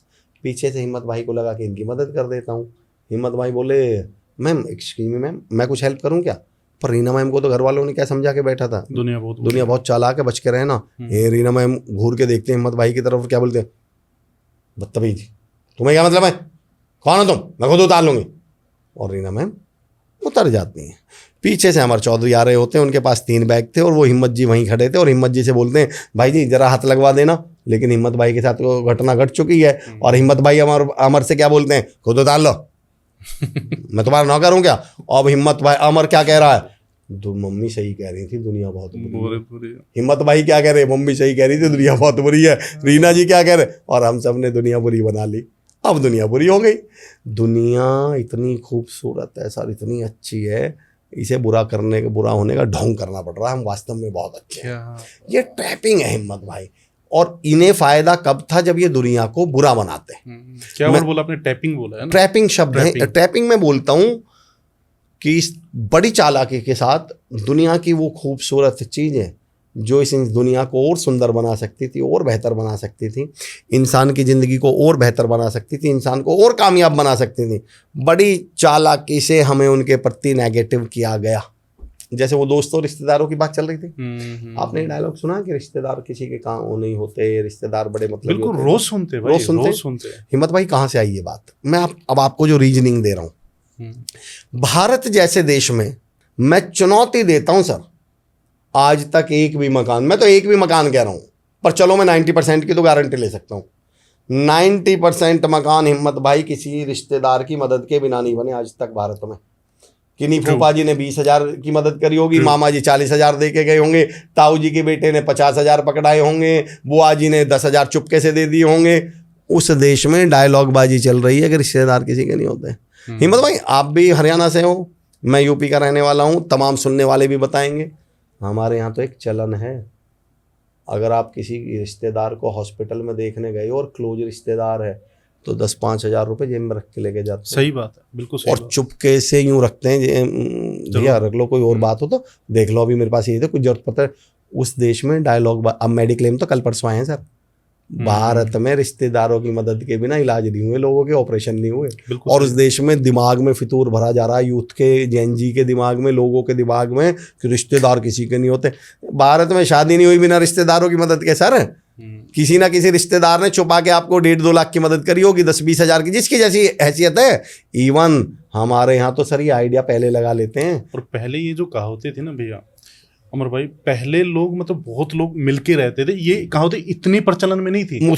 यू टुक माई वर्ड्स, ये तो आपने कमाल का पॉइंट कहा, मैं आऊंगा इस पॉइंट पे। हिम्मत भाई मेरा शादी वाला एग्जांपल दे रहा था मैं, हिंदुस्तान में तो बेटी की शादी आज तक बिना किसी रिश्तेदार की मदद की नहीं हुई। इवन हमारे यहाँ तो ये आइडिया लगा लिया जाता है, कान के कुंडल तो मौसी दे देंगी, हाथ के बुआ बनवा देगी, चाची जो है पजेब वगैरह चुकटी वगैरह सब मिलके वो चाची दे देगी, और मामा तो भात भरते हैं, मायरा भरते हैं मामा। और आप उस देश में लोगों को ये डायलॉग बाजी दे रहे हो रिश्तेदार किसी के नहीं होते, रिश्तेदार के। एक्चुअली अब इसका रीजन सुनिए, इनको मालूम था कि बाय डिफॉल्ट भारतीय व्यक्ति, बाय डिफॉल्ट हिंदुस्तानी लोग बहुत मेहनती, बहुत टैलेंटेड और बहुत स्किल्ड हैं, और अगर ये एक दूसरे की सपोर्ट कर गए फाइनेंशियली, अगर हिम्मत भाई ने हमारे को स्टार्टअप शुरू करना है और हिम्मत भाई से 5 लाख रुपए मांगे, दोस्त है हिम्मत भाई, और अगर हिम्मत भाई हमारे को 5 लाख दे गए, उसमें चाहे 10-5% की पार्टनरशिप ले ली, तो कल को ये बड़े लोग बन जाएंगे।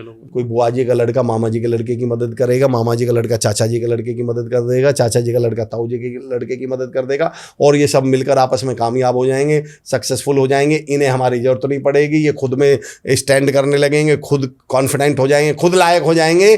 तो इन्होंने हमारे दिमाग में क्या फितूर भरा, कभी किसी रिश्तेदार या दोस्त से पैसे मत लेना, बड़े मतलबी होते हैं, दोस्त और रिश्तेदार किसी के नहीं होते। मैं लोगों से पूछता हूँ कि तुम कह रहे हो दोस्त और रिश्तेदार से पैसे मत लेना, फिर मुझे दाऊद इब्राहिम देगा पैसे? सही बात है। फिर मैं दुश्मन से पैसे मांगू? किससे? मतलब दोस्त तो मुझे दे, दोस्त से और रिश्तेदार से मांगू ना, दुश्मन मुझे देना, तो भाई इसका मतलब तो आप ये कहना चाह रहे हो इन्होंने बड़ी चालाकी से मुझे बिजनेस करने से रोक लिया। किन्होंने? ये सवाल जो आपने पूछा है हिम्मत भाई, एक्चुअली जब आप हजारों साल पहले चले जाइए, इस दुनिया में हमेशा एक लॉबी रहती है जिसे हम रूलर बोलते हैं, शासक। अब वो राजा रहा हो, चाहे कुछ कुलीन लोग रहे हों, या कोई भी रहा हो, उन्होंने हमेशा ये देखा है कि अगर हमें शासन करना है, हमें राज करना है, तो हमें इन लोगों को कमजोर बनाए रखना पड़ेगा। और वो फिर आपके दिमाग में ऐसे फितूर भरेंगे। ऐसे आपने अभी थोड़ी देर पहले चलती बात पे कही थी, पहले इतनी कहावतें प्रचलित नहीं थी, इतनी कमाल की बात कही है वो आपने। हमारे पापा जी और दादाजी के टाइम में हिम्मत भाई भाई भाई मिलके रहते थे। भाई में कैसा रिश्ता था? हाँ, मिलके joint रहते थे, family प्यार था, में जॉइंट फैमिली थी। हाँ, हाँ। इवन आपने कभी बंटवारा भी देखा हो ना, तो बंटवारा कैसे होता था? बड़ा भाई छोटे से क्या बोलता था, यार तू एक काम कर, 100 गज फालतू तू ले ले, हाँ हाँ तू छोटा है। और छोटा क्या बोल रहा है, नहीं भैया आपके 3 बच्चे हैं, मेरे तो 2 ही बच्चे हैं, आप रख लो। आपस में इतना प्यार था, बिल्कुल, समझिए। बिल्कुल, कब की बात है, कितने साल पहले की? 30 40 50 साल, हाँ, हाँ, हार्डली 50 साल। बस फिर आज से 70 साल पहले ये गाने किसने लिखे हैं कि कसमें वादे प्यार वफा सब बातें हैं, बातों का क्या, और कोई किसी का नहीं है जग में, नाते हैं नातों का क्या। एक्चुअली शब्द पहले आए। इसलिए मैं जब मुझसे कोई पूछता है ना सर बदलाव का तरीका क्या है, तो मैं कहता हूँ बदलाव का तरीका है सर शब्द। एक्चुअली हम नेगेटिव थे नहीं, पहले नेगेटिव बोला गया, धीरे धीरे धीरे पैसे के ऊपर गाने बनने शुरू, गोल गोल चांद सा रुपया, आगे आगे ये चले पीछे सारी दुनिया, पैसे की पहचान यहाँ पर, इंसान की कीमत कोई नहीं, हमारे दिमाग में फितूर भरे गए, पैसा ज़्यादा ज़रूरी है, वो रिश्ते किसी के नहीं होते, दोस्त किसी के काम नहीं आते, और वो पिछले 20-25 साल में बोले गए शब्द, अब वो सच्चा है। भाई भाई का नहीं होता, अब बिल्कुल नहीं होता, अब नहीं हो रहा। लेकिन जब बोल रहे थे तब तो ऐसा नहीं था, पर ये बोल बोल के, इसलिए मैं लोगों से सिर्फ एक बात करता हूं कि अगर आपको ज़िंदगी में बदलाव लाना हो तो आप सिर्फ अपने बोलने पे काम कर लेना। इसमें बड़ा कमाल की बात याद आ गई हिम्मत सर, मंत्र किसको बोलते हैं? अगर आपको कोई एक मंत्र दे तो उसे कितनी बार रिपीट या जाप करने के लिए बोलेगा? अमूमन 108 बार। 108 बार। मेरे सवाल को सुनिएगा हिम्मत सर, अगर वो मंत्र है तो वो एक बार में मंत्र क्यों नहीं है? सही बात है। मुझे ये बताइए, क्या मैं इस घड़ी को 108 घड़ियों के पास रखूं तब ये टाइम दिखाएगी? नहीं।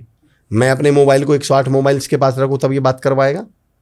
बिल्कुल। ये माइक 108 माइक के पास रखा जाए तब अपना काम करेगा? तो अगर वो मंत्र है उसको एक बार में मंत्र क्यों नहीं है? इसका अर्थ जानते हैं क्या हिम्मत भाई? यानी जब तक वो एक बार बोला गया है केवल वो एक साधारण शब्द है, और जब उस साधारण शब्द को आप, अब एक वर्ड होता है अभिमंत्रित करना, जब आप उसे बार बार बार बार बार बार बार बार रिपीट करते हैं तो वो अभिमंत्रित हो जाता है। और अभिमंत्रित का अर्थ होता है इसमें जान पड़ गई, और एक बार अगर मंत्र में जान पड़ गई वो सिद्ध हो गया तो दुनिया की कोई ताकत अब उसे सत्य होने से नहीं रोक सकती। अब हमारे और आपके आजकल के मंत्र क्या हैं? कोई आपसे पूछ ले और भाई क्या हाल चाल है, क्या चल रहा है? अरे बहुत परेशान हूँ यार, बस बहुत स्ट्रेस में हूँ, बहुत तनाव में हूँ। दिन में 8 लोगों ने पूछा बहुत परेशान हूँ, 7-8 दिन में 108 लोगों ने पूछ लिया। 108 बार जैसे ही बोला मैं बहुत परेशान हूँ, बहुत मेरी तो किस्मत ही खराब है, 108 बार बोलते ही मेरी किस्मत खराब है क्या बन गई? मंत्र। अब आपकी किस्मत खराब होने से दुनिया नहीं रोक सकती। बहुत। मैं तो परेशान हूँ, 108 बार बोल दिया, 10 बार बोल दिया, अब क्या बन गया ये? मंत्र। दुनिया बहुत बुरी है, रिश्तेदार किसी के नहीं होते, भाई भाई का नहीं होता, ये बोल बोल के, और हमारे यहाँ तो सामूहिक हवन चल रहे हैं, पूरा देश ही बोले जा रहा है रिश्तेदार किसी के नहीं होते, दुनिया बुरी है। तो अब दुनिया, भाई देखिए आप सोचिए, जब हमने इन शब्दों को इतना अभिमंत्रित कर लिया तो ये सत्य सिद्ध नहीं होने थे क्या? इनमें जान नहीं पड़नी थे क्या? अब हो रही है दुनिया बुरी, अब हो रहे हैं लोग मतलब ही। अब हम कलयुग देख रहे हैं। ये मतलब राहत साहब का वो लाइन याद आ गई इस पे। मैं ये कहता हूँ कि हम इतने दुखी थे नहीं जितने हम बोल बोल के, राहत साहब का एक शेर है कि ऐ कश्ती तेरा मुकद्दर चमकदार कर दिया, इस पार के थपेड़ों ने उस पार कर दिया। और सुनाना मुझे ये है कि अफवाह थी कि मेरी तबीयत खराब है, लोगों ने बोल बोल के बीमार कर दिया। तो एक्चुअली हमने बोल बोल के अपने आप को तनाव में और स्ट्रेस में बोलना तो फैशन बन चुका है। आप किसी व्यक्ति से पूछ लो, अरे आजकल स्ट्रेस बहुत है, कहाँ है? पर हमने इतना जनरलाइज कर लिया इन लाइंस को। बहुत सारे लोग ऐसे भी देखे हैं जो स्ट्रेस में नहीं है, जो बहुत अच्छी कंडीशन में है, लेकिन क्योंकि नजर ना लग जाए, ये आपने है ना, जानबूझ के मुझे एक कैसे हो, ठीक हूँ बस, मुझे एक और टैपिंग याद दिला दी आपने मेरी। दुनिया की जितनी खूबसूरत चीजें हैं इन्हें बड़ी चालाकी से हमें करने से रोका है। उनमें से एक है पॉजिटिव बोलना। अरे उनमें से एक है सर पॉजिटिव बोलना। मतलब क्या? उदाहरण देके बताता हूँ हिम्मत सर, ये जो आपने अभी बात कही, इन्हें मालूम था अगर हम पॉजिटिव बोलेंगे, पावरफुल बोलेंगे तो ये लोगों के रिश्ते आपस में कैसे हो जाएंगे, घर परिवार में मियाँ बीवी के बच्चों के रिश्ते कैसे हो जाएं, बेहतर हो जाएं, कॉर्पोरेट्स में बॉस के और एम्प्लॉय के, सीनियर के और जूनियर के रिश्ते कैसे हो जाएं, बेहतर हो जाएं, टीम बिल्डिंग आपस में कैसी रहे, मजबूत रहे। भाई पॉजिटिव बोल रहे हो, आप अप्रिशिएट कर रहे हो एक दूसरे को, पॉजिटिव बोल रहे हो, सकारात्मक बोल रहे हो, कंपनी में माहौल कैसा रहे, एनवायरमेंट कैसा रहे, हैप्पीनेस का, एनर्जी का, खुशी का, कंपनी तरक्की करे, परिवार खुश रहे, परिवार तरक्की करे। पर तरक्की किया हुआ परिवार, तरक्की की हुई कंपनी, खुश लोग, कामयाब लोग किसी से रूल क्यों होंगे, किसी की सुनेंगे क्यों? तो इन्होंने बड़ी चालाकी से हमारे साथ क्या कर दिया, हमें बड़ी चालाकी से सिखाया कि कभी तुम्हारे कुछ साथ कुछ अच्छा हो तो किसी को बताना मत, वरना क्या लग जाएगी, नजर लग जाएगी। अब कितनी चालाकी से, और वही काम आप किसी से भी पूछिए, वो जो आपने बताया ना 108 बार, वो 108 बार है ना। अब वो जब 108 बार नजर नहीं लग जाए, वो सच में नजर लग जाती है। मैं ये कह रहा हूँ, मैं लिख के दे सकता हूँ हिम्मत भाई, जितने लोग अपनी परेशानियां सुना रहे हैं उन्हें एक पेपर दे के, पेन दे के, उससे बोलना 4 परेशानी लिख। मैं चुनौती दे सकता हूँ, उसकी जिंदगी में 4 परेशानियां निकलेंगी नहीं, और निकलेंगी तो उनकी इंटेंसिटी इतनी ज्यादा नहीं है जितनी उसने बना ली। उसका रीजन बताता हूँ हिम्मत भाई आपको। एक्चुअली जब हम ये बोलते हैं ना मैं बहुत परेशान हूँ, तो हम ये बताना चाहते हैं मेरी ज़िंदगी में बहुत संघर्ष है, बहुत दिक्कतें हैं, बहुत समस्याएं हैं, और मैं हीरो हूँ, मैं योद्धा हूँ, मैं इनसे क्या कर रहा हूँ, लड़ाई लड़ रहा हूँ। तो हम अपने को बहादुर, अपने को हीरो, एक्चुअली आप कभी गौर करना हिम्मत भाई, इतना ज़बरदस्त टॉपिक आपने निकाला है, कभी आप गौर करना, ये बहादुरी का दौर है। आपने कभी सुना एक राजा बहुत बहादुर था पर वो कभी युद्ध नहीं जीता? ऐसा हो सकता है? नहीं हो सकता। बहादुर सिद्ध करना है तो क्या करना पड़ेगा? युद्ध जीतना पड़ेगा। बिल्कुल सही बात। युद्ध जीतने के लिए क्या होना जरूरी है? युद्ध। और युद्ध होने के लिए दुश्मन जरूरी है। बिल्कुल सही बात है। तो पहले दुश्मन पैदा करो। ये दोस्त रहेंगे, अगर हम दोस्तों को अच्छा बनाएंगे तो फिर दुश्मन किसको बताएंगे? अगर हम रिश्तेदारों को अच्छा बताएंगे तो दुश्मन किसको बताएंगे? अगर हम दुनिया को अच्छा बताएंगे तो फिर कहानी कैसे सुनाएंगे कि मैंने ये किया, मैंने ये किया, मैं यहाँ तक आसानी से नहीं पहुँचा हूँ, मैंने इतने कष्ट झेले थे। कोई ये बताता ही नहीं कि मुझे मदद बहुत लोगों ने की थी। अगर क्यों नहीं बताते, बताओ क्यों नहीं उन लोगों का नाम लेते जिन्होंने मदद की है? क्योंकि अगर अमर चौधरी ये बता दे कि यहाँ पहुँचने में 10 लोगों ने मदद की है मेरी, तो फिर अमर चौधरी की तो मतलब मेहनत, लोग ये नहीं कहेंगे हैं ये तो बड़ी मदद से पहुंचा है यार। तो इसलिए अमर चौधरी जानबूझकर क्या करेगा, ये बताएगा नहीं हमें तो लोगों ने बहुत रोकने की कोशिश की, लोगों ने रास्ते में ये डाली, रुकावटें जबकि मैं ये अच्छा एक बात बताना हिम्मत सर, मुझे IAS बनना है, UPSC क्लियर करनी है, और मेरे रिश्तेदार और दोस्त मतलबी हैं, वो किसी काम के नहीं हैं, और वो मुझसे चिढ़ते भी हैं। इसके बावजूद मेरा रिश्तेदार मुझे UPSC क्लियर करने से रोक कैसे सकता है? मेरे को बताइए। सही बात, कैसे रोक सकते? चिढ़ता है वो तो मुझसे। अब बताओ क्या करे वो? भारत सरकार को लेटर लिख के दे दे कि अमर चौधरी को सिलेक्ट मत करना, नहीं मेरी किताब आके फाड़ देगा वो, या मेरे दिमाग में जो मैंने याद किया रात को आके निकाल के भग जाएगा। कैसे रोकेगा मुझे बताओ?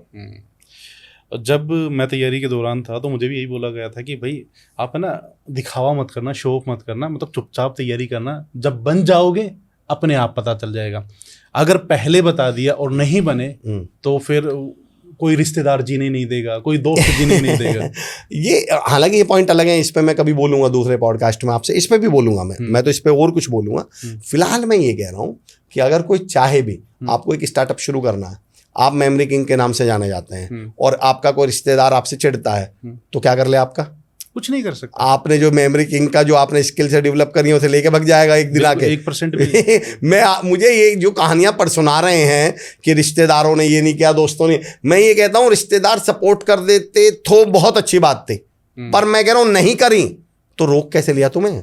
सही बात है, सही बात है, सही बात। तो एक्चुअली बहादुरी का दौर है, सबको बहादुर दिखाना है। मैं आपको बताऊं अमर भाई, आप है ना जिस कॉन्सेप्ट पे काम कर रहे हो ना, ये इतना अल्टीमेट कॉन्सेप्ट है, मतलब मेरे दिमाग के तार जो है ना, मतलब बहुत सारी जो मेरी भ्रांतियां ना वो दूर होती जा रही है। और आजकल है ना लॉ ऑफ अट्रैक्शन, मैनिफेस्टेशन चल रहा है, और मैनिफेस्टेशन में एक चीज चली अफर्मेशन, कि क्यों लिखे शब्दों को बार बार, क्यों लिखे? इसलिए लिखो, इसलिए लिखो। शब्दों में ताकत होती है, शब्दों से पूरा जीवन बदल सकता है, और इससे अच्छा मुझे नहीं लगता कोई समझा सकता है, और किसी ने समझाया होगा। सब ये तो बता देते हैं लिखो लिखो लिखो, क्यों लिखें, क्यों लिखें? मैं उसके तो 2 रीजन दे देता हूँ आपको। आपने अगर वो सवाल उठाया तो मैं 2 रीजन देता हूँ आपको। एक तो शब्दों पे आपने कहा, तो मैं पता शब्दों को कैसे, मैं थोड़ा शब्दों को लिबर्टी लेके बोलता हूँ, थोड़ी सी शब्दों को लिबर्टी मतलब आजादी लेके। शब्दों में जो शय है इसको सै कर दो, सै। सै। अब बोलो। शब्दों सब सब दो, सब अरे। दो, सब दो। अगर आपने शब्दों पर काम कर लिया तो वो सब दे देंगे आपको, सब कुछ दे देंगे आपको जो आपको चाहिए। वाह वाह। शब्दों की असली परिभाषा है सर, जो आपको सब नहीं, कुछ आप दे दें वो ही शब्द रियल, है। आप रियल शब्दों के जादूगर हैं, मैं सच बता रहा हूँ। अहमद भाई थैंक यू सो मच। मैं तो यहाँ तक कहता हूँ सर, शब्दों की ताकत बताता हूँ। आप मुझसे कोई पूछे ईश्वर क्या है, तो मैं कहता हूँ आपके द्वारा बोले गए शब्द ही ईश्वर है। और सिद्ध करता हूँ सर, ईश्वर शब्द का संधि विच्छेद करिए, ईश प्लस स्वर, आपके मुंह से निकले पवित्र पावरफुल पॉजिटिव शब्द ही आपके भगवान हैं, ईश प्लस स्वर। और अगर वो नेगेटिव निकले तो फिर वो राक्षस हैं, फिर वो शैतान का काम करेंगे आपकी ज़िंदगी में, आपको बर्बाद करके रख देंगे। तो अब लिखने की बारी आ जाए, लिखने पे आ जाइए। आप तो मेमोरी किंग के नाम से जाने जाते हैं सर, तमाम आपके नाम रिकॉर्ड्स हैं। मैं सैल्यूट करता हूँ हिम्मत सर, जब मैं आपके बारे में सुन रहा था, पढ़ रहा था, जब मैं सुन रहा था, पढ़ रहा था, एक चीज़ होती है, एक टर्म होती है सर, मसल्स मेमोरी। लिखें क्यों? अब मैं आपको एक नई चीज देता हूं मैनिफेस्टेशन पर। शायद लिखने का बताया सबने होगा, मैं अब आपको उसकी रीजनिंग देता हूं, मैं रीजनिंग देता हूं क्यों लिखें। जब हम कॉलेजेस और स्कूल्स में प्रोग्राम के लिए जाते हैं तो हमसे एक कॉमन क्वेश्चन पूछा जाता है कि सर हम याद तो कर लेते हैं पर भूल जाते हैं, ये प्रॉब्लम है, इसका कोई सॉल्यूशन बताओ। मैंने कहा नहीं ये प्रॉब्लम ही नहीं है। बोले कि मतलब? मैंने कहा पता ये जो प्रॉब्लम अभी आपने बताई है, याद तो कर लेते हैं भूल जाते हैं, ये ऐसी प्रॉब्लम है जैसे कोई मुझसे आके बोले सर मेरे साथ एक प्रॉब्लम है। मैंने क्या? बोले सर मैं खाना खाता हूँ तो मेरा पेट भर जाता है। खाना खाएंगे तो क्या होगा? पेट तो भरेगा। सर मेरे साथ एक प्रॉब्लम है, मैं नहाता हूँ तो गीला हो जाता हूँ, नहाएंगे तो क्या होगा? उसका रीजन बता रहा हूँ सर, समझिए। हर चीज अपने अपोजिट में बदलती है सर। हिम्मत सर, अगर आप मेरे लिए अभी एक गर्म चाय मंगवा दें, एक कप गर्म चाय, और एक कप एक ठंडी कोल्ड ड्रिंक मंगवा दें, तो 20 मिनट दोनों को रखा रहने दें, गर्म चाय किस में कन्वर्ट हो जाएगी? ठंडी हो जाएगी। और ठंडी कोल्ड ड्रिंक वो गर्म हो जाएगी। यानी हर चीज किस में बदलती है? अपने अपोजिट में। गर्म किस में बदलता है? ठंडे में। ठंडा किस में बदलता है? गर्म में। दिन किस में बदलता है सर? रात में। रात किस में बदलती है? दिन में। हर चीज किस में बदलती है? अपने अपोजिट में। याद का अपोजिट क्या है सर? किसका? याद, याद करने का। याद करना, भूलना। धरती पे आज तक इंसान पैदा नहीं हुआ कि कुछ याद करे और भूले ना। याद किया हुआ अपने अपोजिट में गारंटी से बदलेगा। बिल्कुल। तो लोग पूछते हैं सर हम क्या करें, फिर पूछते हैं, मैंने कहा याद मत करो। अरे बोले सर फिर क्या करें? मैंने कहा मैं बताता हूँ क्या करें। तो मैं लोगों से सवाल पूछता हूँ हिम्मत सर, वहाँ स्कूल में बच्चों से सवाल पूछता हूँ, कॉलेज में बच्चों से, बड़ों से, आपसे भी पूछता हूँ।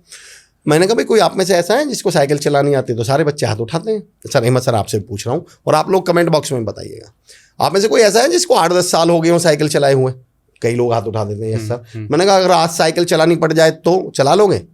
बोले सर चला लेंगे। मैंने कहा 10 साल के गैप के बाद? हिम्मत सर बोले सर चला लेंगे। बिल्कुल सही। मैंने कहा 15 साल के गैप के बाद? मैंने कहा चला। मैंने कहा आपकी तो मेमोरी कमजोर है, भूलते क्यों नहीं? क्यों नहीं भूलता आदमी साइकिल एक बार सीखने के बाद दोबारा? अब देखिएगा हमारी 2 तरह की मेमोरी होती है सर, एक ब्रेन मेमोरी और एक मसल्स मेमोरी। मसल्स मेमोरी समझाता हूँ क्या है हिम्मत सर। हाथ, पांव, आंख, नाक, कान, टंग, ये सब क्या है? Muscles, body parts. जो भी हमारे बॉडी पार्ट्स हैं उन्हें हम बोलते हैं मसल्स मेमोरी। और मसल्स मेमोरी परमानेंट मेमोरी होती है सर, लॉन्ग टर्म चलती है। हमें बचपन में चोट लगी थी सर, चोट लगी तो दिमाग को दर्द हुआ। दर्द कितनी देर रहा? दर्द तो थोड़ी देर रहा, 2 दिन, 3 दिन, 4 दिन। दिमाग उसके बाद उसे भूल गया, चोट को भूल गया। मैं चुनौती देता हूं सर, शरीर के जिस अंग पे चोट लगी थी वो निशान आज तक है वहां। और ये मसल्स तब तक नहीं भूलेगी, मेरे यहाँ एक कट लगा वो हमेशा रहेगा सर। वो और ये मसल्स उस निशान को तब तक नहीं भूलेगी, चोट को, जिस दिन या तो जल ना जाए या दफना ना दी जाए। मसल्स मेमोरी परमानेंट मेमोरी होती है सर। बिल्कुल सही बात। मैं बच्चों से पूछता हूँ भाई तुमने 9th में, 10th में, 12th में, 11th में जो पढ़ा था, आर्किमिडीज का प्रिंसिपल, लॉ ऑफ इनर्शिया, आपने पीरियोडिक टेबल सब भूल गए? बोले यस सर। मैंने कहा राष्ट्रगान याद है? बोले यस सर। सारे बच्चे हाथ उठा देंगे, इवन बाद वाले सब। मैंने कहा अपने पापा, तो क्या लगता है आपके पापा जी को याद होगा? बोले सर राष्ट्रगान तो याद होगा। मैं कहता हूँ छोड़ दो, बाहर जो रिक्शा चला रहा है उसे राष्ट्रगान याद होगा? बोले यस सर राष्ट्रगान तो याद होगा। मैंने कहा मेरा सवाल, राष्ट्रगान किसी टीचर ने क्लास में पढ़ाया था क्या? बोले नहीं सर। तुमने कभी घर जाके याद किया था क्या?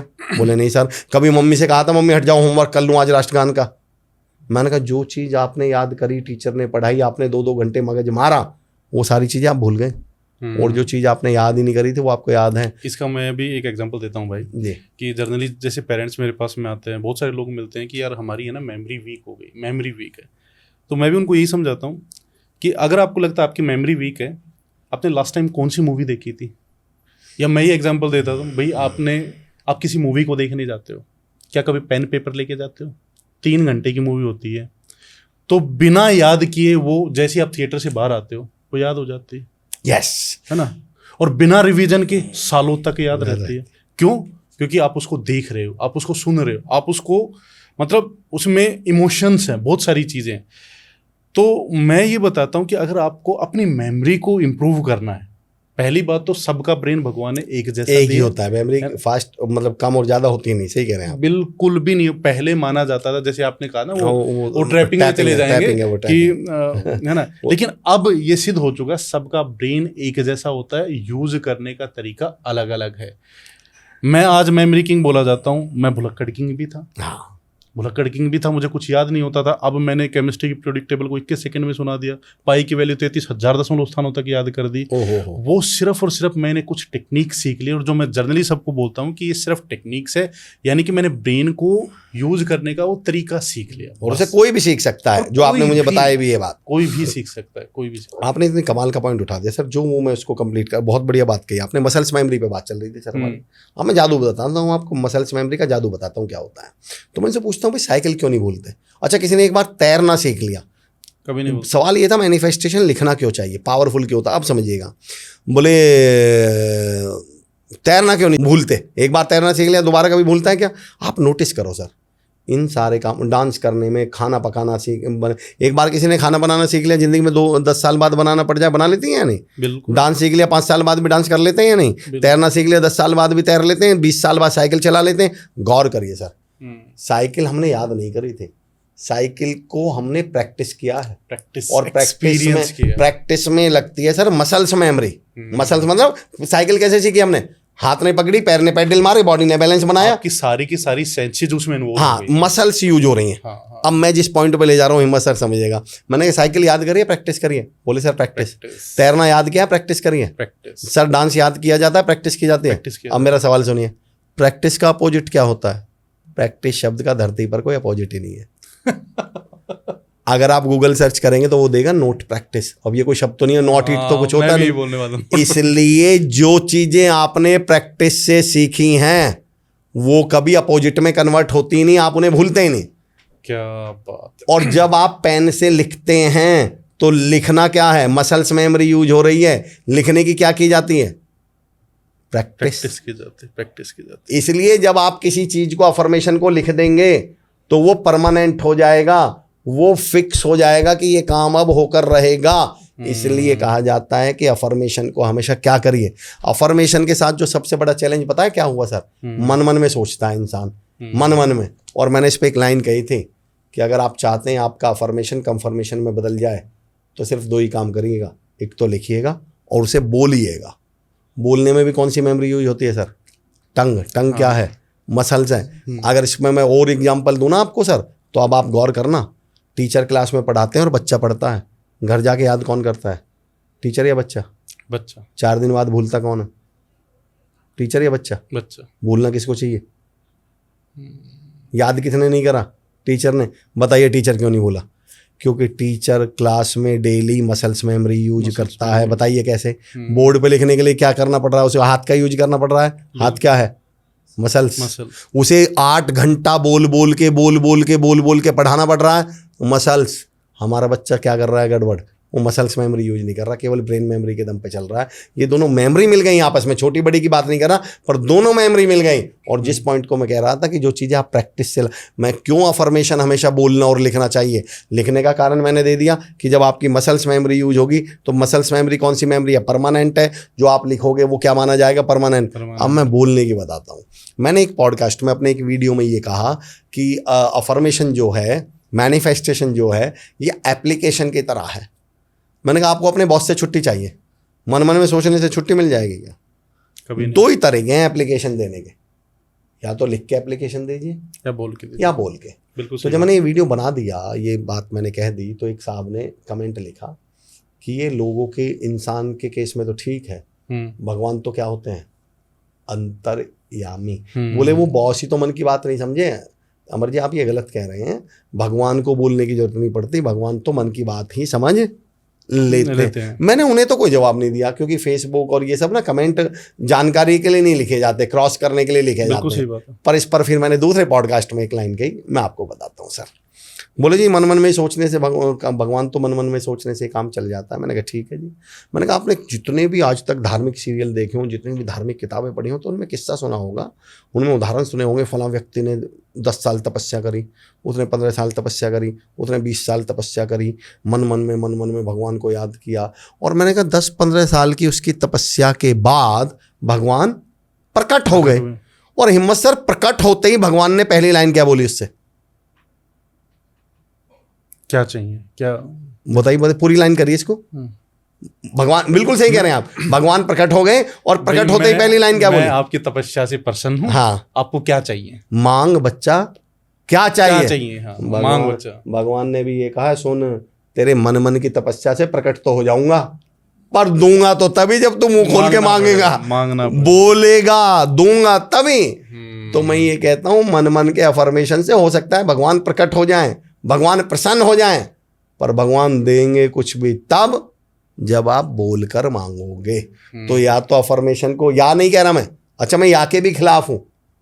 मैं आपसे एक सवाल पूछता हूं हिम्मत भाई, मेरी बेटी की शादी है, मेरी बहन की शादी है, मेरे भतीजी की शादी है, और मुझे आपको इनवाइट करना है। 3 तरीके, मैं आपको एक मैसेज डाल देता हूं, आपके आने के कितने चांसेस हैं? मैसेज से थोड़े से कम रहेंगे, 10-15-20%। अगर मैं आपको कॉल कर दूं तो उससे ज़्यादा हो जाएंगे, 50% चांस है। और मैं आपके घर कार्ड देने चला जाऊं तो 100%। तो मैं कहता हूं वो जो मैसेज है वो मन में सोचना है, वो जो कॉल करना है वो बोलना है, और घर जाके कार्ड देना लिखने की तरह है। मैंने कहा यार, जब तुम्हें किसी को बुलाना ही है, तुम इतने कष्ट कर सकते हो कि मन में तो सोच सकते हो, पर तुम्हें बोलने में एक्स्ट्रा एफर्ट लगाने पड़ रहे हैं क्या?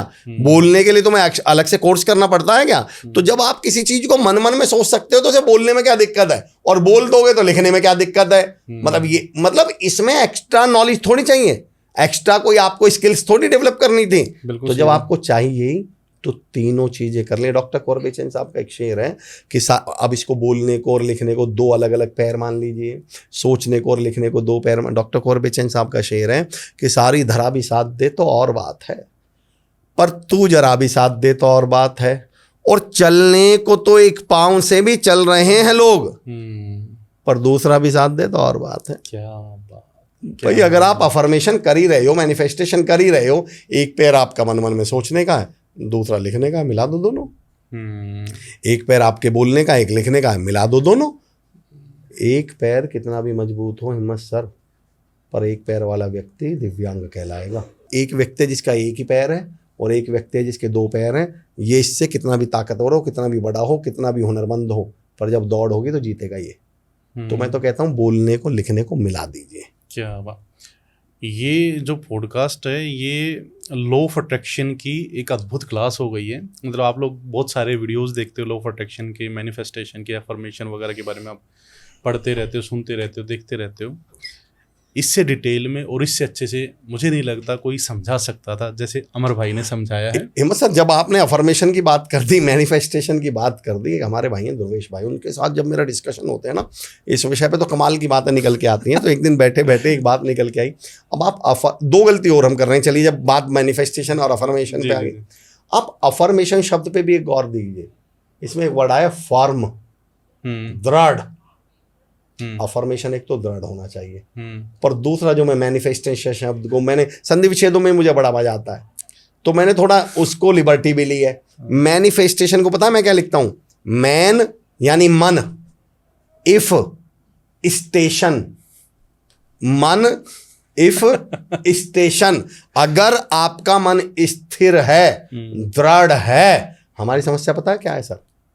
हम रात के 9 बजे दूध में जामुन लगाएंगे और 11:30 बजे हमारी पानी पीने के लिए आंख खुलती है, तो हम एक बार सोचते हैं हिला के देख लूं जमा या नहीं। फिर हम 2:30 बजे आंख खुलती है टॉयलेट के लिए, एक बार हिला के देख लूं जमा या नहीं। फिर 4:30 बजे पानी पीने के लिए आंख खुलती है, एक बार हिला के देख लूं जमा है नहीं।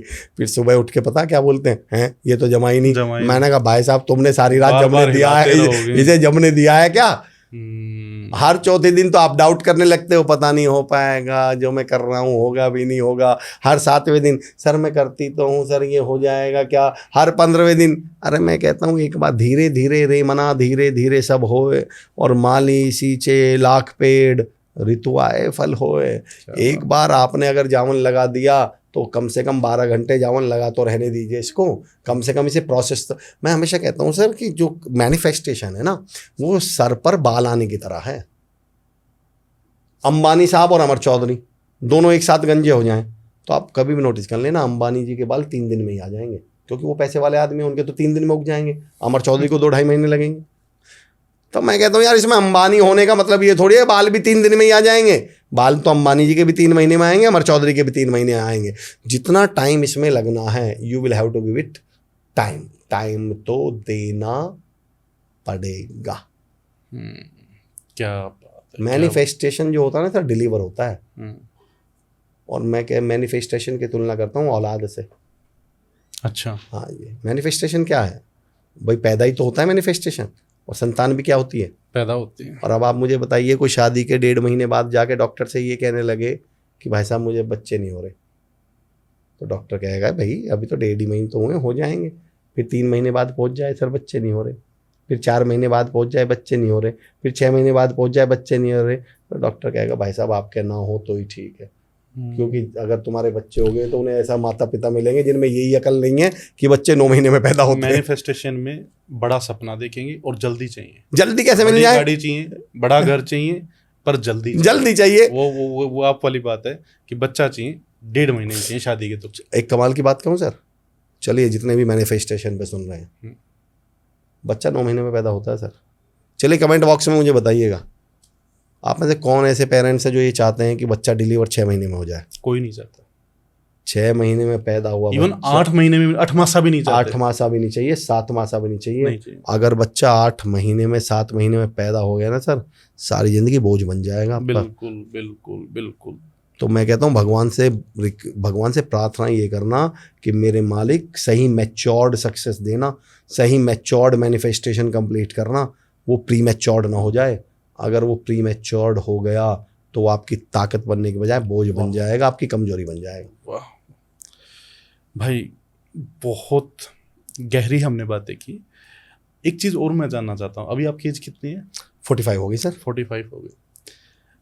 अब तक की 3 सबसे बड़ी लर्निंग्स आपकी क्या रही हैं? मेरे जीवन की खुद की आप बात कर रहे हैं। मैंने अभी एक तो मेरे ताऊ जी के बेटे जो मुझसे, उन्होंने एक बात कही थी, जब मैं शुरू कर रहा था अपना करियर, तो मेरे ताऊ जी के बेटे ने मुझसे एक बात कही थी, अमर, कि बढ़िया से खूब, खूब से बेहतर तलाश कर, और दरिया अगर मिले तो समंदर तलाश कर।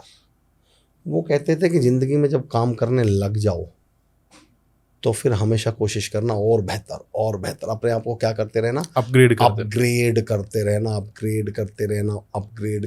रहना। एक किस्सा है अपग्रेडेशन के ऊपर, कि आपने किस्सा सुना होगा, वो एक दादाजी थे, टोपी बेचने का काम करते थे। एक बार जंगल से गुजरे, पेड़ के नीचे सो गए, उन्हें नींद आ गई, बंदर उनकी टोपियाँ उठाकर ले गए। तो उन दादाजी ने अपनी टोपी कैसे वापस ली? उन्हें मालूम था बंदर नकलची होते हैं। उन्होंने क्या किया, टोपी उतार के फेंक दी। बंदरों ने भी अपनी टोपी उतार के, उन्हीं दादाजी का जो पोता है हिम्मत भाई, वो मेरे मोहल्ले में रहता है, वो भी टोपी बेचने का काम करता है, वो भी जंगल से गुजरा, वो भी पेड़ के नीचे सो गया, उसे भी नींद आ गई, बंदर उसकी भी टोपियां उठा के ले गए, लेकिन उसको अपने दादाजी की ट्रिक मालूम थी। तो उसने भी क्या किया, अपनी टोपी उतार के फेंक दी। एक बंदर आया, उसे भी उठा के ले गया। बोले कुछ तो नया कर लो बे, बंदर अपग्रेड हो गए, बंदर कब तक ये टेक आजमाते रहोगे? तो मेरी पहली लर्निंग थी, मेरे ताऊ जी के बेटे ने मुझसे कहा था कि बढ़िया से खूब, खूब से बेहतर तलाश कर, अपग्रेड होते रहो, और दरिया अगर मिले तो समंदर तलाश कर। पहली लर्निंग। ठीक है। दूसरी जो लर्निंग है मेरे जीवन की, अपना व्यक्तिगत अनुभव है, आभार। वाह। मुझे ऐसा लगता है कि दुनिया की सबसे बड़ी प्रार्थना है आभार। क्या बात है। आप पूजा करिए, पाठ करिए, इबादत करिए, मैं मना नहीं कर रहा, लेकिन असली पूजा और असली पाठ क्या है? आभार है। उसका रीजन बताता हूं। आभार शब्द पे गौर करिएगा। आप कभी भी गमन, आप जाते हैं एयरपोर्ट पे, आपने देखा होगा वहां लिखा रहता है गमन, आगमन। गमन मतलब डिपार्चर, आगमन क्या है? अराइवल। तो गमन का अपोजिट क्या हुआ? आगमन। यानी किसी की चीज के साथ आग लग जाए तो क्या बन जाता है वो अपोजिट। भार का अपोजिट क्या है? आभार। एक्चुअली जब आप किसी का आभार व्यक्त कर देते हैं तो भार उतर जाता है, तो आपसे भार उतर जाता क्या? है, आप हल्के हो जाते हैं। और जैसे ही आप हल्के होंगे तो आपके ऊपर उठने के चांसेस ज्यादा होंगे। अगर मैं आपको दो ऑप्शन दूं, या तो कहूं कि इस कुर्सी को ऊपर उठा दीजिए, या मैं कहूं ये मेरा मोबाइल रखा है इसको ऊपर उठा दीजिए, आपको 5 लाख रुपए मिलेंगे जिसको भी आप ऊपर उठा देंगे, तो आप कौन सा चुनेंगे उठाने के लिए? मोबाइल या कुर्सी? मोबाइल। मोबाइल। क्यों? हल्की है। हल्की है। तो जब आप खुद हल्के हो जाएंगे, स्वयं हल्के हो जाएंगे, तो आपको ऊपर उठाने के लिए बहुत सारे लोग मिल जाएंगे, बहुत सारे चांसेस आपके ऊपर उठने के। फिर से वही लॉ ऑफ अट्रैक्शन, क्योंकि आजकल वीडियो ज्यादा चल रही है मेरे चैनल पे भी। हाँ जी। ये ग्रेटिट्यूड भी आ गया। ग्रेटिट्यूड क्यों करना चाहिए वो अमर भाई मैं तो ग्रेटिट्यूड पर, अगर आप कहें तो ग्रेटिट्यूड को, पता है मैंने शब्दों पे बहुत काम किया हिम्मत भाई। मैं ग्रेटिट्यूड शब्द को बोलता हूँ ग्रोटिट्यूड। ये ग्रेटिट्यूड नहीं है, ग्रो। अगर आप अपनी जिंदगी में ग्रो करना चाहते हैं तो आप सिर्फ एक एटीट्यूड डेवलप कर लीजिए, दैट इज कॉल्ड ग्रोटिट्यूड। लोगों का आभार व्यक्त करिए। एक्चुअली जब किसी का आप आभार व्यक्त कर देते हैं ना, तो सामने वाला और आपकी सपोर्ट करने खड़ा हो जाएगा, क्योंकि आपने उसका भी तो 4 जगह नाम लिया है ना। मैं बल्कि इस पे तो मैं ग्रेटिट्यूड पे मैंने मेरा जीवन का सबसे पहला पॉडकास्ट आदरणीय अमित कुमार सर के साथ हुआ था, और आदरणीय अमित सर ने मुझसे एक सवाल पूछा कि अमर भाई आप लॉ ऑफ अट्रैक्शन को कैसे देखते हैं? तो मैंने कहा सर मेरे हिसाब से तो इसका नाम ही गलत है। वो मेरी तो बोली मतलब मैं शब्दों को थोड़ा फिर फ्रीडम ले लेता हूँ। मैं लॉ ऑफ अट्रैक्शन की जगह हिंदी में बोल रहा हूँ इसको। मैंने कहा सर ये शब्द कहता है लॉ ऑफ अट्रैक्शन, ये शब्द कह रहा है मांगो ब्रह्मांड से, यूनिवर्स से मांगो। मैंने कहा सर इसका नाम होना चाहिए दो ऑफ अट्रैक्शन। बोले जी मतलब थोड़ा समझाइए। मैंने कहा सर ना किसी इंसान में, ना यूनिवर्स में, इवन ईश्वर में भी ये अथॉरिटी है ही नहीं, ताकत है ही नहीं कि वो हमें कुछ दे दे। वो केवल हमें लौटा सकते हैं। क्या दे कुछ नहीं, सिद्ध करूंगा इसको, समझिएगा हिम्मत भाई। मैं आपको ग्रेटिट्यूड और मैनिफेस्टेशन का तरीका ही बदल दूंगा थोड़ी देर में, समझिएगा कैसे। मैंने कहा सर हम सबसे बड़ी गलती बताता हूँ क्या कर रहे हैं। हम ब्रह्मांड से मांग रहे हैं कार दो, ब्रह्मांड से कहते हैं बंगला दो, ब्रह्मांड से कह रहे हैं कामयाबी दो, ब्रह्मांड से कह रहे हैं हेल्थ दो। अब ब्रह्मांड के सामने प्रॉब्लम क्या आ रही है? भगवान भी हमें कुछ दे नहीं सकते, लौटा सकते हैं। आप मुझे आज तक एक एग्जाम्पल दे दो भगवान ने किसी को कुछ दिया हो। बोले भगवान जी ने तो सर अहिल्या माता का जीवन उतार दिया था। मैंने दिया कहाँ था? लौट आया था। पहले माँ अहिल्या से सैकड़ों साल इंतजार करवाया था, तब जाके दिया था। तो ये दिया थोड़ी था, ये तो क्या किया था? लौटाया था। माँ सबरी को भगवान जी ने कुछ दिया थोड़ी था, लौटाया था। भाई लौटा और देने में अंतर समझिए ना। पहले लिया उसके बदले दिया। आप मुझे एक बताइए ना जिसको भगवान प्रकट हुए हों, कब हुए? 10 साल की तपस्या, 20 साल की तपस्या, किसी की गर्दन मांग ली, किसी का अंगूठा मांग लिया, किसी से तपस्या मांग ली, किसी का समय मांग लिया। यानी पहले भगवान को आपने कुछ दिया, भगवान ने उसके अगेंस्ट क्या किया? लौटाया। हमने एक गाना सुना होगा हिम्मत सर, गरीबों की सुनो वो तुम्हारी सुनेगा। अगली लाइन क्या है? तुम 1 पैसा दोगे वो 10 लाख देगा। मेरा सवाल है सर, वो तो भगवान जी हैं। भगवान जी ने इस लाइन में ये कंडीशन क्यों लगाई है कि तुम 1 पैसा दोगे तो वो 10 लाख देगा? ये क्यों नहीं कहा कि 0 के बदले में भी 10 लाख दे देंगे? भगवान ने कहा देख भाई मैं तुझे 1 के 10 लाख छोड़ 10 करोड़ दे दूंगा, पर पहले तुम्हें कुछ ना कुछ तुम्हें देना पड़ेगा। मैं दे नहीं सकता, मैं सिर्फ क्या कर सकता हूं? लौटा सकता हूं। अब भगवान से आपने कहा मुझे कार दो, मुझे बंगला दो, मुझे कामयाबी दो, मुझे हेल्थ दो, मुझे हैप्पीनेस दो। भगवान ने आपका लेजर खोला, भगवान कहते हैं इसमें कुछ दे तो रखा ही नहीं, किस चीज के बदले दूं? तो लोग कहते हैं सर फिर हम क्या दें भगवान को? मैं कहता हूं आप लोगों को हैप्पीनेस दो, लोगों को हौसला दो, किसी को सपोर्ट दो, किसी को सहारा दो, किसी को हिम्मत दो, किसी को स्माइल दो। फिर भगवान आपका लेजर खोलेंगे कि अमर चौधरी 1 करोड़ रुपए मांग रहा, किस चीज़ के बदले दूं? और यार उसने फलां दिन ना एक आदमी की हिम्मत बढ़ाई थी, चलो यार इसके लेजर में चढ़ा हुआ, इस हिम्मत बढ़ाने के बदले 1 करोड़ रुपए दे दो। यार इसने उस दिन ना एक वो आदमी बड़ा निराश था, उसके कंधे पे हाथ रख के बोला था अरे सब कुछ ठीक हो जाएगा, घबराने की बात नहीं है। अच्छा उसे कॉन्फिडेंस दिया था, चलो इस कॉन्फिडेंस के बदले कार दे दो। पहले आपकी एंट्री कहाँ है? तो ग्रेटिट्यूड क्या है सर? आप कुछ भी ना दे सकें। अच्छा सुनिए, एक वर्ड सुनिए, ग्रेटिट्यूड लिया जाता है या दिया जाता है? दिया जाता है।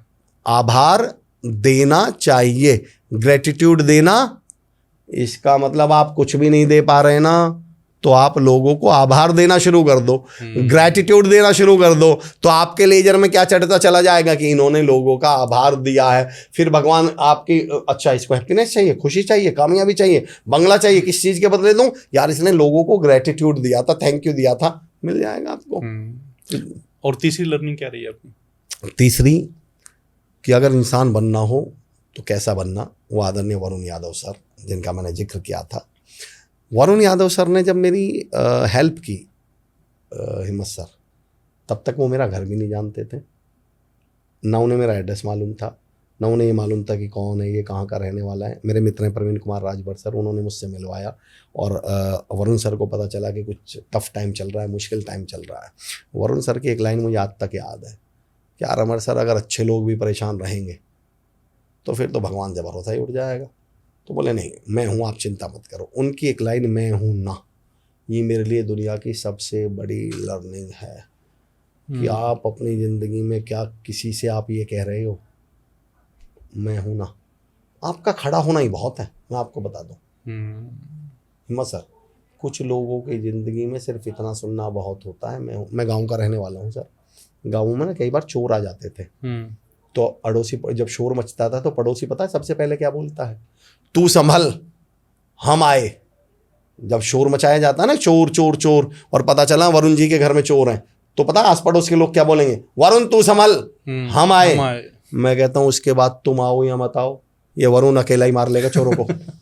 उससे 2 वजह हुई है ना, चोर का डर बढ़ा है, कॉन्फिडेंस घटा है, और वरुण जी का कॉन्फिडेंस बढ़ा है। वरुण सर, ये वो वाले वरुण सर नहीं, हमारे सामने वरुण सर है, इसलिए मैं उनका नाम ले रहा हूँ, कभी पता चले जिन वरुण सर की मैं बात कर रहा हूँ। हमने क्या बोल दिया? हम आए। तो आप अपनी ज़िंदगी में अगर आपने 10, 5, 20, 25 लोग, जब मौका मिले तो जब किसी से ये कहिएगा मैं हूँ ना, हो सकता है आपकी उसे ज़रूरत भी ना पड़े, और उसका हौसला इतना बढ़ जाएगा।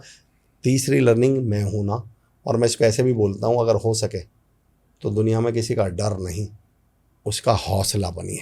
क्या बात है, आपको देख के उसके हौसला आना चाहिए कि यार नहीं, अमर भाई खड़े हैं, अब तो अरे देख लेंगे, हिम्मत भाई खड़े, हिम्मत बढ़ जाएगी, दुर्वेश भाई खड़े, चित्रेश सर क्या है, हमारा हौसला ही तो है। दुर्वेश भाई क्या है, वरुण सर क्या थे मेरे लिए, सुमित सर, अंकित सर, ये मेरे जीवन में, विकास नागरू सर, इन्होंने मेरे जीवन में क्या किया सर? इन्होंने वो हौसला दिया कि हम है ना। आपकी हर बात से है ना, मुझे सच बता रहा हूँ, इतने किस्से याद आ रहे हैं, और मैं इस पॉडकास्ट को 10 घंटे तक आराम से क्योंकि हर बात पे मैं हूं ना पे भी मुझे स्टोरी याद आ रही है, और मैं बहुत बार चीजें, जैसे हम बातें कर रहे, डिस्कशन चल रहे, तो मैं कहीं और ही गुम हो गया, और मुझे कुछ याद भी आकर मैं बोलना भी चाह रहा हूँ, फिर मुझे लग रहा है कि ये बहुत लंबा होता चला जाएगा ना। और जर्नली मैं आपको बताऊं, सच बताऊं, ये पॉडकास्ट जो है ना, इस पे मैं बहुत सारे सवाल जवाब लिख के लेके आया था, एक भी नहीं देखा। दूसरा, मैं इस पॉडकास्ट को पब्लिक के लिए बिजनेस पे करना चाह रहा था, पूरा बिजनेस का ब्लूप्रिंट लेना चाह रहा था, आइडिया टू आईपीओ कि कैसे स्टार्टिंग करनी है, कैसे, वो तो हमने डिस्कशन हुआ ही नहीं, क्योंकि आपके साथ ये था कि आप है ना इतना दिल से बोलते हैं, और दूसरी बात, दिल से बोलेंगे तो दिल में लगेगा वो, है ना, वो सारी की सारी चीजें निकलती जा रही है। तो एक तो मैं आपसे प्रॉमिस चाहता हूँ कि जो अब की बार नहीं हुआ वो हम नेक्स्ट पॉडकास्ट में करेंगे, नेक्स्ट में नहीं कर पाए तो नेक्स्ट में करेंगे, क्योंकि मुझे लगता है कि हालांकि मैं आपको एक कमाल की बात बताऊं सर, मेरे इंट्रोडक्शन में एक लाइन बोली जाती है, LLB। LLB का मतलब है, L मतलब लाइफ, L मतलब लीडरशिप, B मतलब business coach. Life, leadership and business coach, ये तीनों चीजें आप जानते हैं मैंने क्यों साथ में ली हैं? बताइए। अगर आपकी लाइफ सही नहीं चल रही तो आप लीडर बन के दिखाइएगा, और अगर आप लीडर नहीं है तो बिजनेस करके दिखाइएगा। हमें लगता है बिजनेस की बात वही वाली होती है जो बिजनेस के बारे में करी जाए। ये जो हमने पिछले 2 घंटे बात की है ना, अगर आप अपनी लाइफ में थॉट्स को लेके, आप मुझे बताइए, अगर आपके अंदर मैं हूं ना एटीट्यूड नहीं है, आप किसी कंपनी का मालिक बन के दिखाइएगा? अगर आप अपनी टीम के साथ खड़े होकर ये नहीं बोल सकते कि मैं हूं ना, घबराना मत, तो आप कैसे बॉस बनेंगे, कैसे लीडर बनेंगे? जो बेस है, जो उसका बेस यही है। हाँ, एक्चुअली मैं मोटिवेशन के बारे में एक लाइन बोलता था, जब मैं शुरुआत में मोटिवेशन पे जब बातें करता था, तो मैं एक लाइन बोलता था कि सर मोटिवेशन ना तेल की तरह है। तेल की कोई सब्जी नहीं बनती, कभी खाइए कि आप तेल की सब्जी खाएंगे? कभी नहीं। मैंने कहा सर मोटिवेशन तो तेल की तरह है, तेल की कोई सब्जी नहीं बनती। पर मैंने कहा सर बिना तेल के भी कोई सब्जी नहीं बनती। हाँ अमर भाई, पर्सनली इस पॉडकास्ट से मैंने बहुत कुछ सीखा है। क्या? और ऐसा बोला भी जाता है कि जिस पॉडकास्ट से आप बहुत कुछ सीखते हैं ना, मतलब आपको जब बहुत ज़्यादा वैल्यू मिलती है ना, तो जो देखने वाले हैं वो भी बहुत कुछ सीखते हैं। तो थैंक यू सो मच, इतने कीमती समय में आपने मेरे लिए समय निकाला, हमारी जनता के लिए समय निकाला। और हम पॉडकास्ट करते रहेंगे, इस जर्नी को आगे रखेंगे, क्योंकि मुझे पता है आपके पास तो खजाना है। हिम्मत सर, बहुत बहुत धन्यवाद, बहुत बहुत आभार मुझे ये मौका देने के लिए, अवसर देने के लिए, और तमाम सुनने वालों का बहुत बहुत आभार। धन्यवाद sir. Thank you so much, thank you.